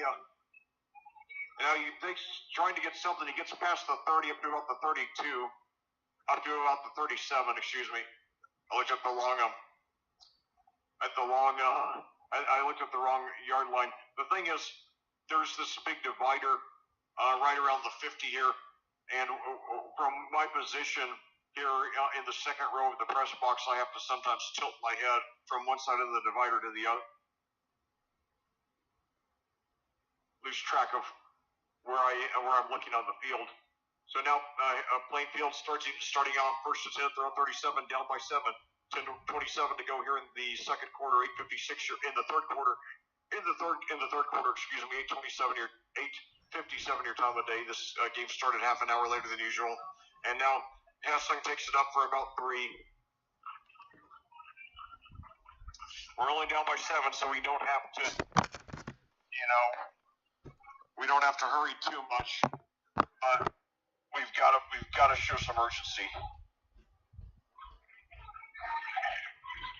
Boy, this would be devastating to lose now. Hessling 14 carries here, trying very hard to prevent this from being his final high school game. And the last ever head coaching game for head coach Brian Woodard. He said he's open to being an assistant coach for a small college. So this is not a retirement. He's just stepping down from head coaching. And now back snap. Oh, no. Newell fell on it. Oh, my God. So that's going to be 3rd and about 11. Oh, my God. This is terrible. 3rd and 12. Well, they converted. They got a touchdown on a 3rd and 13. Maybe we'll get a touchdown here on 3rd and 12. I'd settle for a first down at this point.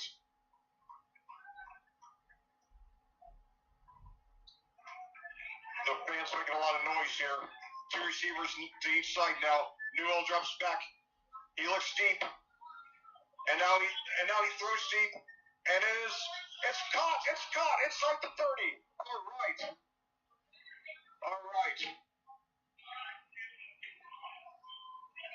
Now it's to Noah Hessling. All right. Oh, my God, did you ever need that? So a 35-yard gain there. And Plainfield now rushing into formation here. Maybe trying to rush a playoff. Maybe, fearing that it's going to get reversed. It looked like a good play to me. But anyway, hand up. And then Troy Larison picks up about 8 there on the first play after the first down. That's Larison's first rush of the game. Only the 3rd Quaker to rush after Newell. and, of course, Hessling. So Larison gets 8 there.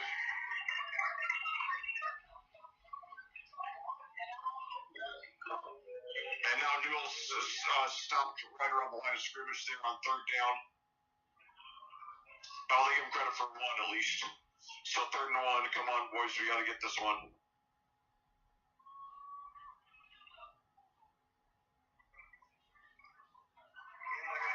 Very critical 3rd down. And now we got a flag here. We got a flag here.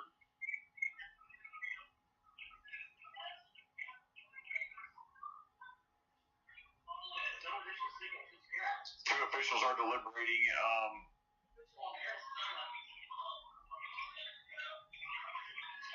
Encroachment on playing field. Okay. So now all of a sudden 3rd and 1 becomes, I guess 3rd and 6 here. By the way, Hessling on that last reception became the 6th Quaker to catch a pass tonight.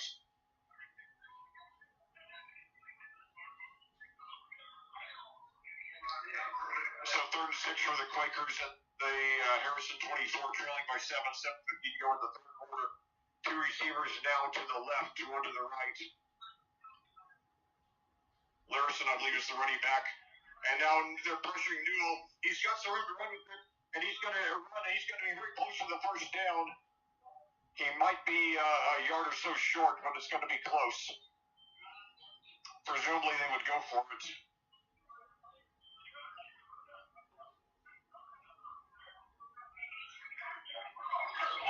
So they give him credit for 5, bringing up 4th and 1. So basically, Newell gets it back to 5 yards. They lost to that encroachment penalty. 4th and 1 now. Quarterback sneak. And he fumbled.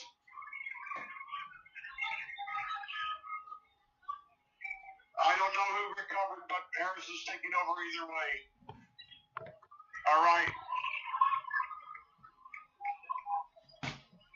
So now the pressure cranked up on the Plainfield defense for the first time all game. Harrison has the ball with a chance to take a 2-possession lead. We've got to make sure they don't. 7:03 to go here in the 3rd quarter. Harrison 21, Plainfield 14. Neither team's been separated by more than 7. Each team's led by as much as 7. I mean, each team's out a 7-point lead, excuse me.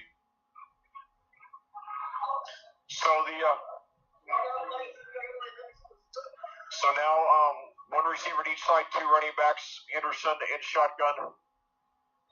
Takes the and now he's got a rush for the 1st down. That was Chris Ferguson there. Picks up about 13 there, 6:57 to go, and the clock stops to move the chains. Give him credit for 14. I have him 3 for 25 now. We got to get a stop here. But I think it's got to be in the heads of these kids that about giving up all these 3rds and longs, all these 3rd and longs. I don't know what the plural of 3rd and long is. Sorry, but anyway. And now they give it to Kanoy, and he's tackled with authority.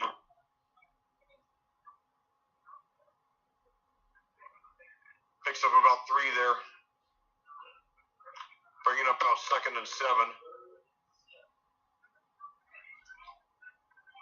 Got to get him up the field here. A little over a quarter and a half to save the season and prolong the coaching career of Brian Woodard for at least 1 more game. At least 1 more. Hopefully more than that. But 2 receivers to each side now. 1 running back. And now Henderson takes the handoff, takes it up himself, and he gets close to the 1st down. Henderson has rushed only sparsely tonight, even though he's the team's leading rusher on the season. Picks up 5 or 6 there. Give it 5. I have him 5 for 22 now.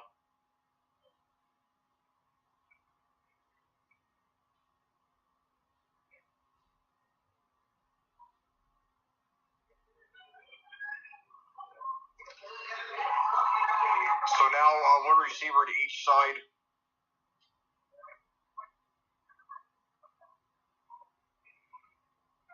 One running back. And now fakes the handoff again to Henderson. He's got the first down, but we got a flag. Hopefully against Harrison, but we'll see. Hopefully it'll be coming back. If it stands, it'll be about a 5-yard game. About a 5-yard gain. 5-yard gain.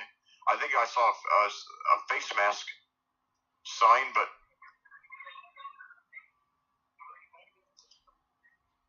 still waiting for a signal. A couple of officials are deliberating. It's against Harrison, so it will be coming back. So no first down.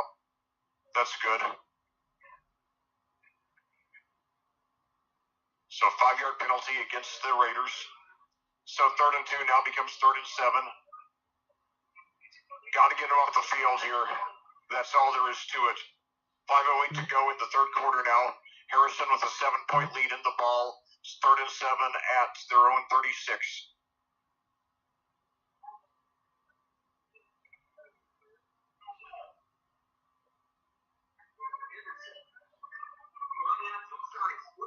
So one receiver to each side, 2 running backs.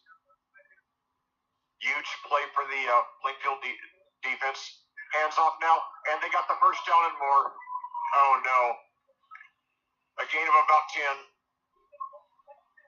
That was Ethan Pop there. His longest gain of the evening.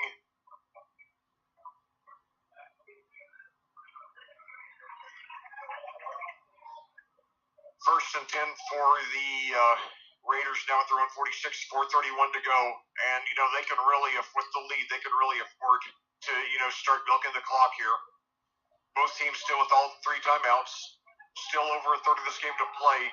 But Harrison, if they run off a lot of the clock here, then that'll put Plainfield in a high-pressure situation. And now fakes the handoff, and Henderson keeps it, and he's brought down around the line of scrimmage.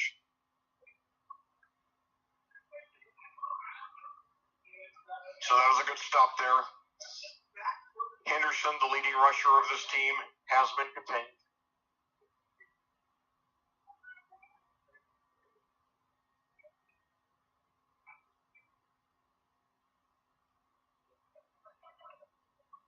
Well, I'm looking for the Operation Football section here on the app, and I just haven't found it. So, anyway, 2nd and 10 now for the Raiders.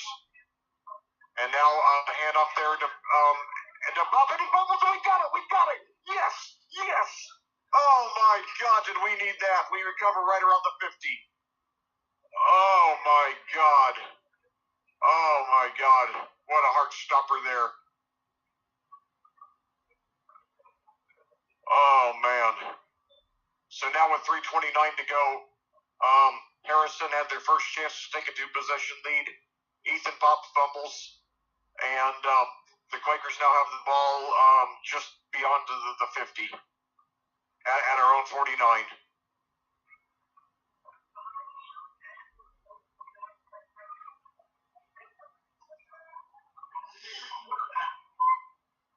So now Plainfield, 2 receivers to each side, 1 running back.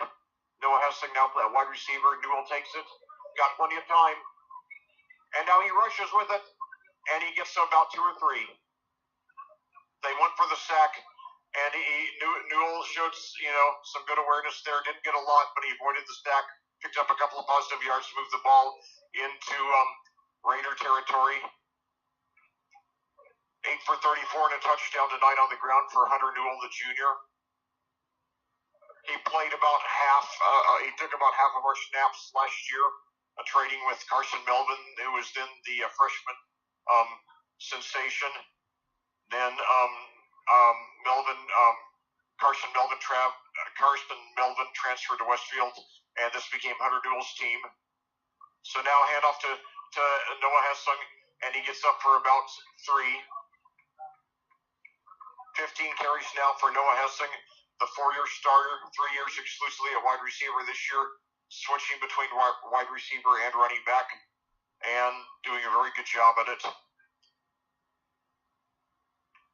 15 for 67 for Noah Hessing now, 2:18 to go, also has a 37-yard reception. And now a screen pass to Vanderbush, and he gets it up for about 3 yards. It's going to be short of the first down. I'd imagine we'd go for it this far down the field. They got it at the 44. That's a 3-yard gain. Newell has completed 9 of 12 passes.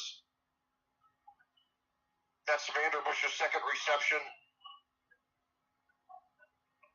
4th and 2, a very big 4th and 2 for the Quakers. Trailing by 7 with 1:40 to go here in the third quarter at Harrison in Tippecanoe County. Now 3 receivers to the right, none to the left. Hessling, the running back. Newell takes it.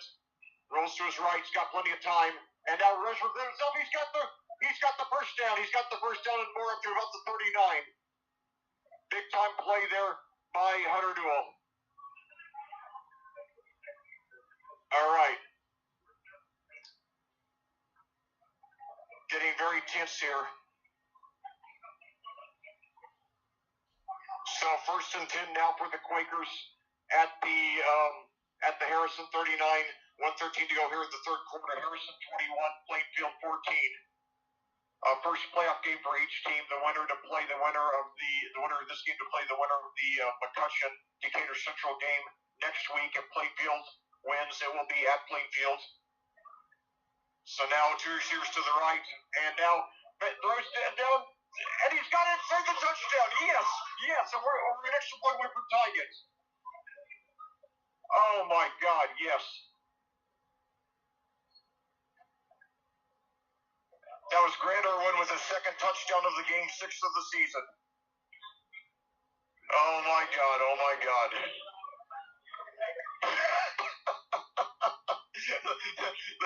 They're not making it easy on our hearts tonight, but man.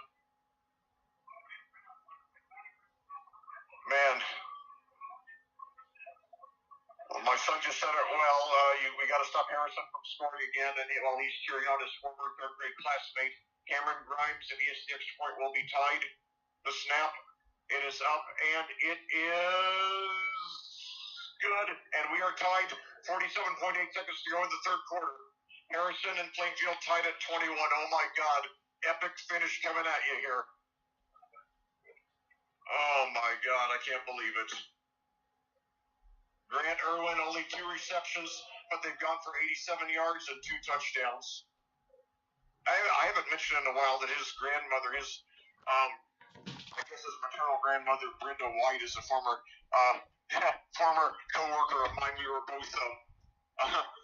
both retail clerks at Cracker Barrel Old Country Store. Well, this game has been a microcosm of Plainfield's whole season. A lot of high highs and a lot of low lows. Hopefully we'll finish with the high. Plainfield tying it up on a 39-yard touchdown pass from Hunter Newell to Grant Irwin. The senior solidifying his status as a college recruit tonight. Oh my God.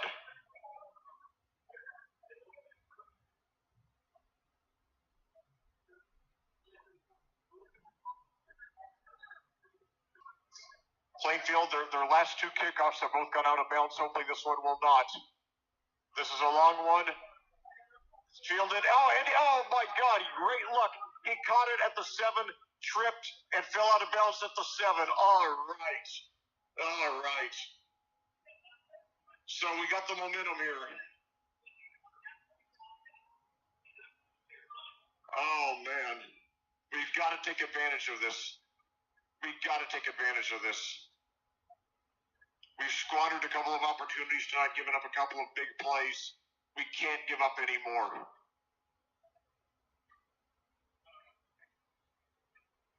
We've dodged a couple of bullets tonight. But, there comes a time when you don't always get a chance to dodge another one. So 1st and 10 for the Raiders at their own 7, tied with 42.1 seconds to go in the quarter. And now Carter Canoy around the corner gets him about 8. Not a good start to the drive for the Quakers defense. Canoy also had the 68-yard touchdown rush on 3rd and 13, excuse me.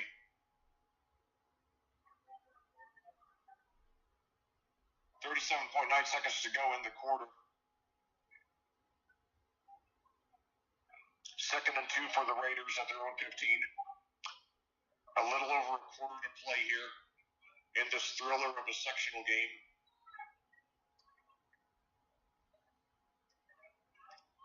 So now a low snap and he gets it. And we're all over him, and it's a 3rd down now. It's a loss.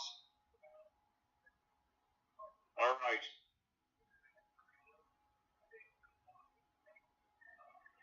That was Ethan Pop there. Ethan Pop with a loss of a yard there is bringing up 3rd and 3. We got to get him off the field here. I know it's only 3rd and 3, but just got to get him off the field. 10 seconds to go now. They don't have to run another play, but it looks like they're going to. They might just be trying to draw us off sides. 3 seconds left. 2, 1. They do take the snap, and now now it's a pitch back, and he gets the 1st down. And route down at about the 20 as the clock runs out. So that's a 6-yard gain there by Chris Ferguson. And so now 12 minutes to go, and maybe overtime to determine who advances to the sectional championship game. As we enter the 4th quarter here in Tippecanoe County, your score: Plainfield 21, Harrison 21. Bart Burner of a finish coming at you after these words from our sponsors on AudioSportsOnline.com.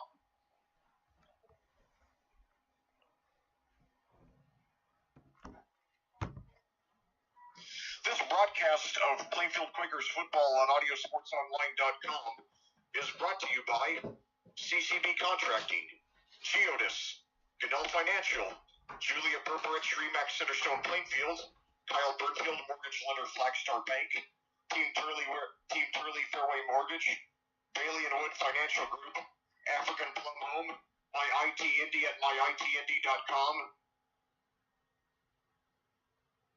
D Construction LLC, Beacon Sign Company, Jeff Brown Photography, Karen Alexander Photography, and Whitlow's Towing.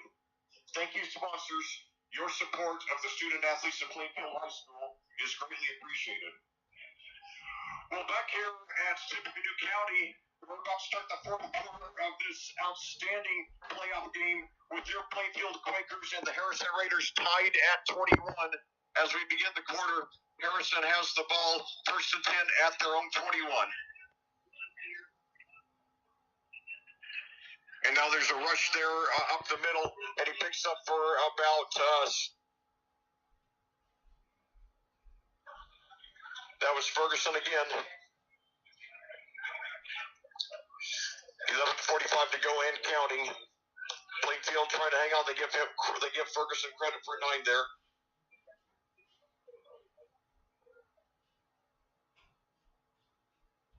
The Raiders started off the drive all the way back at their 7 because of a mental mistake by the kicker, by the kick returner. So now 2 receivers to each side. No running back, very unusual formation for Harrison. Takes the snap, then on a, and now he throws up, and it's incomplete. He faked the handoff and then threw over the left side. Would have been a 1st down and about 15 more, but as it is, it's incomplete, bringing up 3rd and 1. Hopefully we'll get a stop here. Henderson only 8 passes today by my counts. Clock stops 11:08 to go in the 4th quarter. Game tied at 21. I just called the first varsity overtime game of my career back in Week 6 versus Decatur Central, that thrilling win where we broke a 13-game losing streak to the Hawks. Maybe there'll be another one tonight. Now another rush. They do get the 1st down this time and more. And he picks a tackle up to the 45, 50, 45, 40, 35, and he's brought down inside the 30 at about the 28. So Ben Henderson, who had been very quiet on the ground tonight, an outstanding keeper, picks up 42 yards there. Prior to that, I had Henderson 6 for 22 on the ground, but he gets 42 there, showing why he is the team's leading rusher on the season. Hey, he's had a very, very good senior season, very solid college prospect. Great size for a quarterback at 6'4", 205. So now with the tie game, the Raiders have the ball 1st and 10 at the Plainfield 28, 10:37 to go. We got to get a stop here, boys. And now handoff there, and he breaks through the line, and he's going to get up close to the 20. A gain of 7 or 8, so it'll be second and short. And that is Ferguson again. Ferguson all of a sudden becoming the go-to guy for the Raiders. He gets 8 there, bringing up second and 2 at the 21. And with 10:22 to go, we got an injured Raider here. Hopefully this is not serious. While he is being attended to, just give me a few seconds. I am going to pop open my soda here because I have a very dry throat. I have not had anything to drink all game, so just bear with me for a few seconds, please.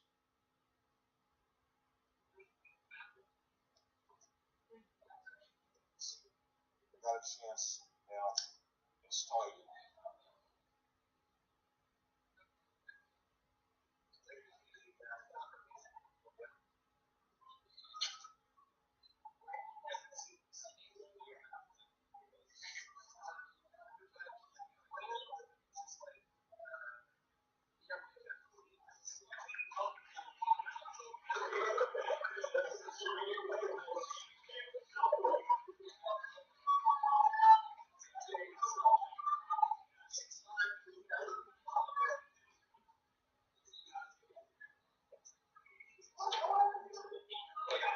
So the injured player for Harrison is C.J. Zeltwanger. He is a big guy.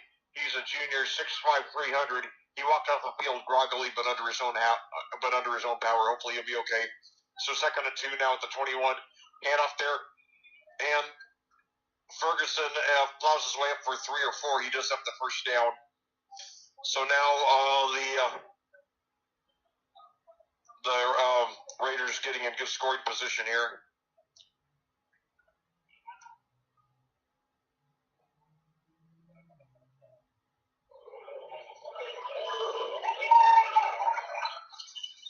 Give him credit for 3. So 7 for 52 for Chris Ferguson.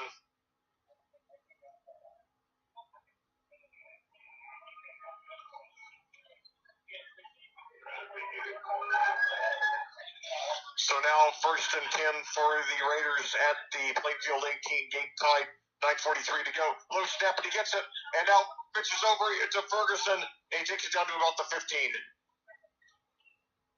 And Henderson really got hit right after the pitch back. So now Ferguson definitely becoming the go-to guy for the Raiders. I have it made for 55 now. Second and 7 at the 15. Harrison trying to get the lead back. The teams have never been separated by more than 7. Each team's had a 7-point lead. We've been tied for much of the game. One receiver inside, 2 running backs, low snap again.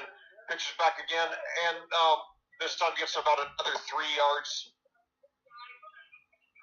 So it'll be about 3rd and 4. Ferguson again, starting to sound like a broken record. Give him another 3. He's 9 for 58, and now it's 3rd down and 4 for the Raiders.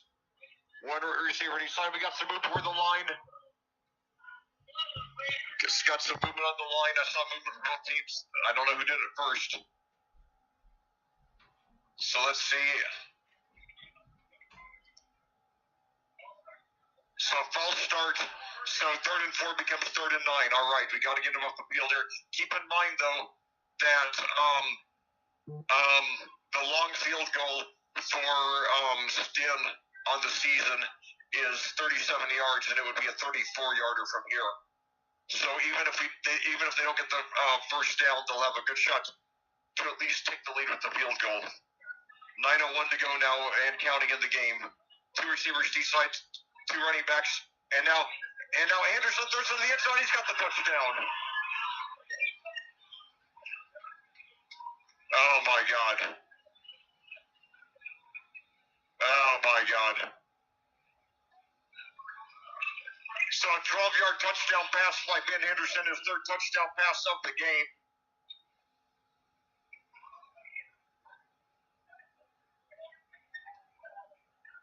That was Brendan Gothrop with his first reception of the game. He is a senior, and the extra point is up, and it is good. So with 8:52 to go in the fourth quarter, your Quakers now have to score or else.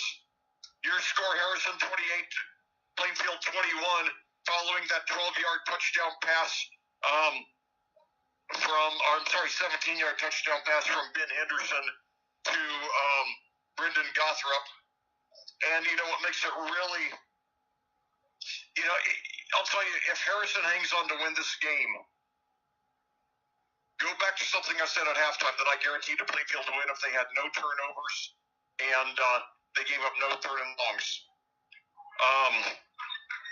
They have not committed any turnovers, but not only have they given up a 3rd and 13 and 3rd and 9, but both were converted. Both of those plays turned out to be touchdowns. So, I never thought of myself as a great prophet, but hopefully I'll turn out not to be. We'll see. This is one time I would be glad to be wrong.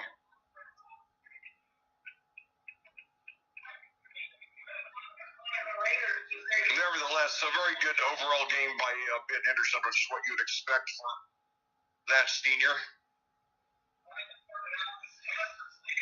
And now a sort of a squib kick, and we've got it, and we passed the 50. All right, Troy Larison there, bringing it up to about the 48 or 47. All right, I don't know if that was intentional or not, but Larison, got breakthrough speed there, so that's why he's a track and field star. So they're marking it at the 47. All right.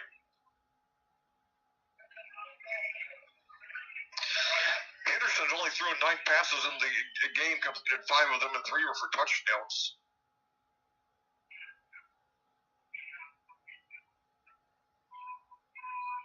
And he's completed the 5 passes to 4 different receivers. And so he's got some on the left side past the 30, 35, around the 30. So good start to the drive for the Quakers, trying to get those points back.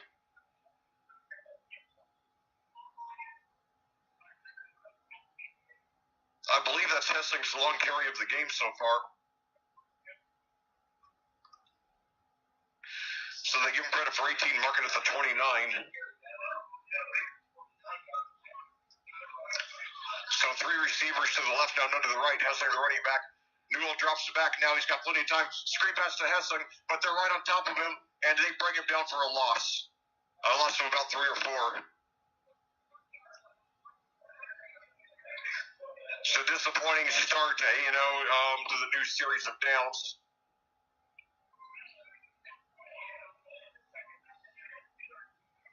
Loss of 3. Hessing's second reception of the game.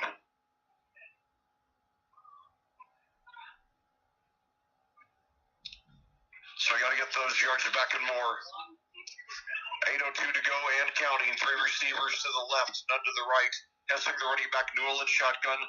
Plainfield trailing by 7. Now it's a pass up the middle and through his hands. So 3rd and 13 now. We got to get something going here.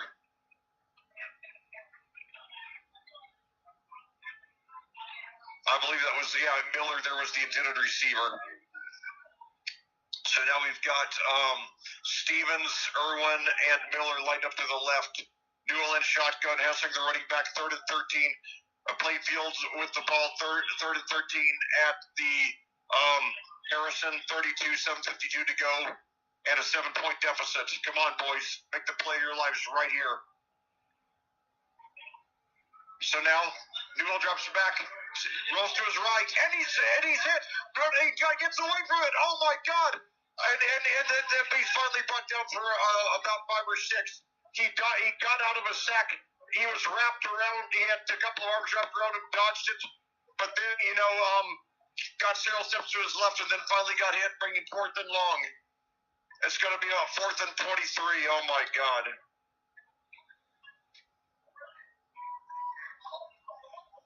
So let's see. they got it marked down at the 42, so that's a loss of 10 yards there.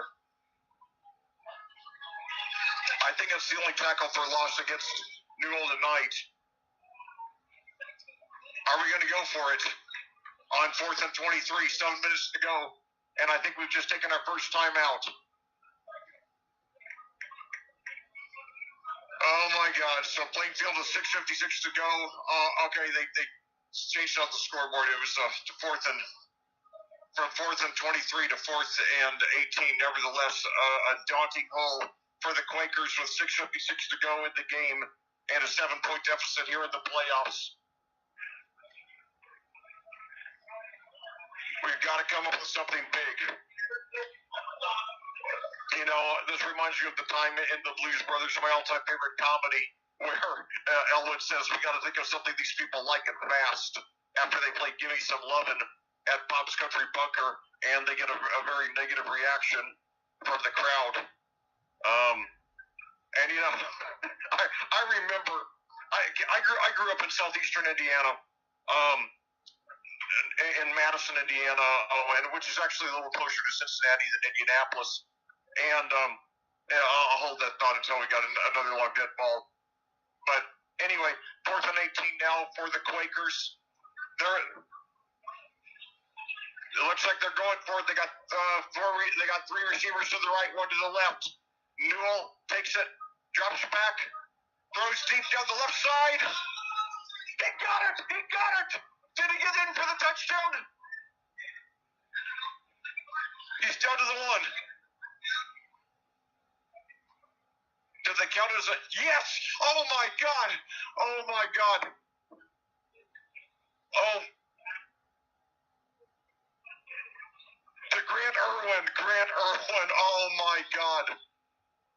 Oh, I didn't think he made it in. I thought he was knocked out near the 1, but he got in on 4th and 18. Oh my God, Grant Irwin, only 3 receptions, but all of them for over 30 yards and all of them for touchdowns. And Grimes on the extra point to tie it. It is up. And it is good. And oh my God, we are tied. Going down to the wire here in Tippecanoe County. Your score, Harrison 28, Plainfield 28. Grant Irwin, unquestionably the player of the game. If this is the last game of his career, oh my God, what a way to go out. Oh my God. Oh. I am,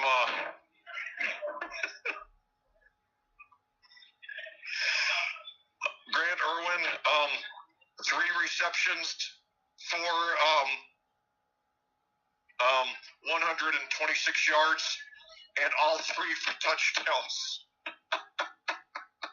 He had 4 in the regular season, 4 touchdowns in the regular season through 9 games, 3 in 1 game tonight.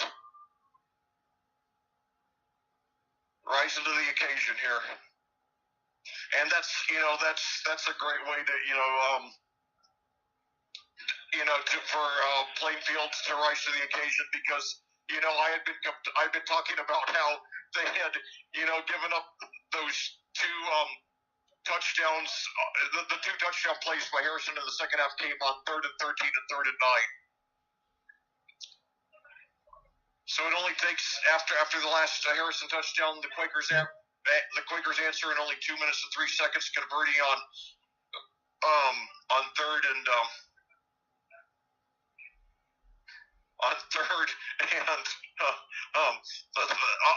converting on 4th and 18. Excuse me.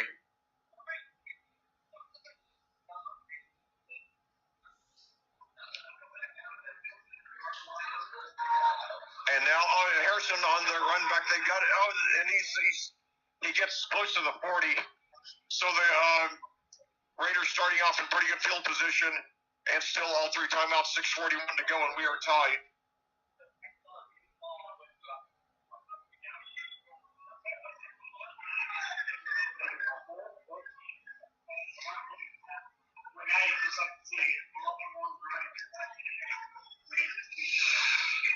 But it is just amazing the way that Plainfield, you know, they've given up big plays, but man, they've spit back in the eyes of the Raiders with big plays of their own.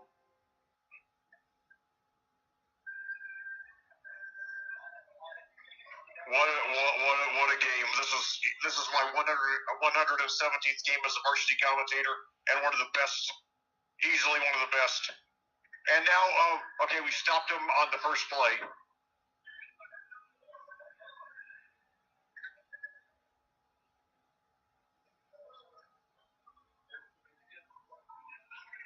So 1 yard loss there. The clock keeps on ticking.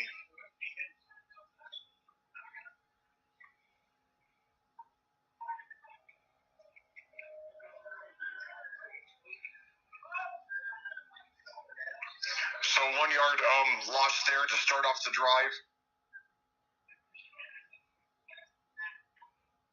Now another, and this time Pop's got the first down and about a yard or two more.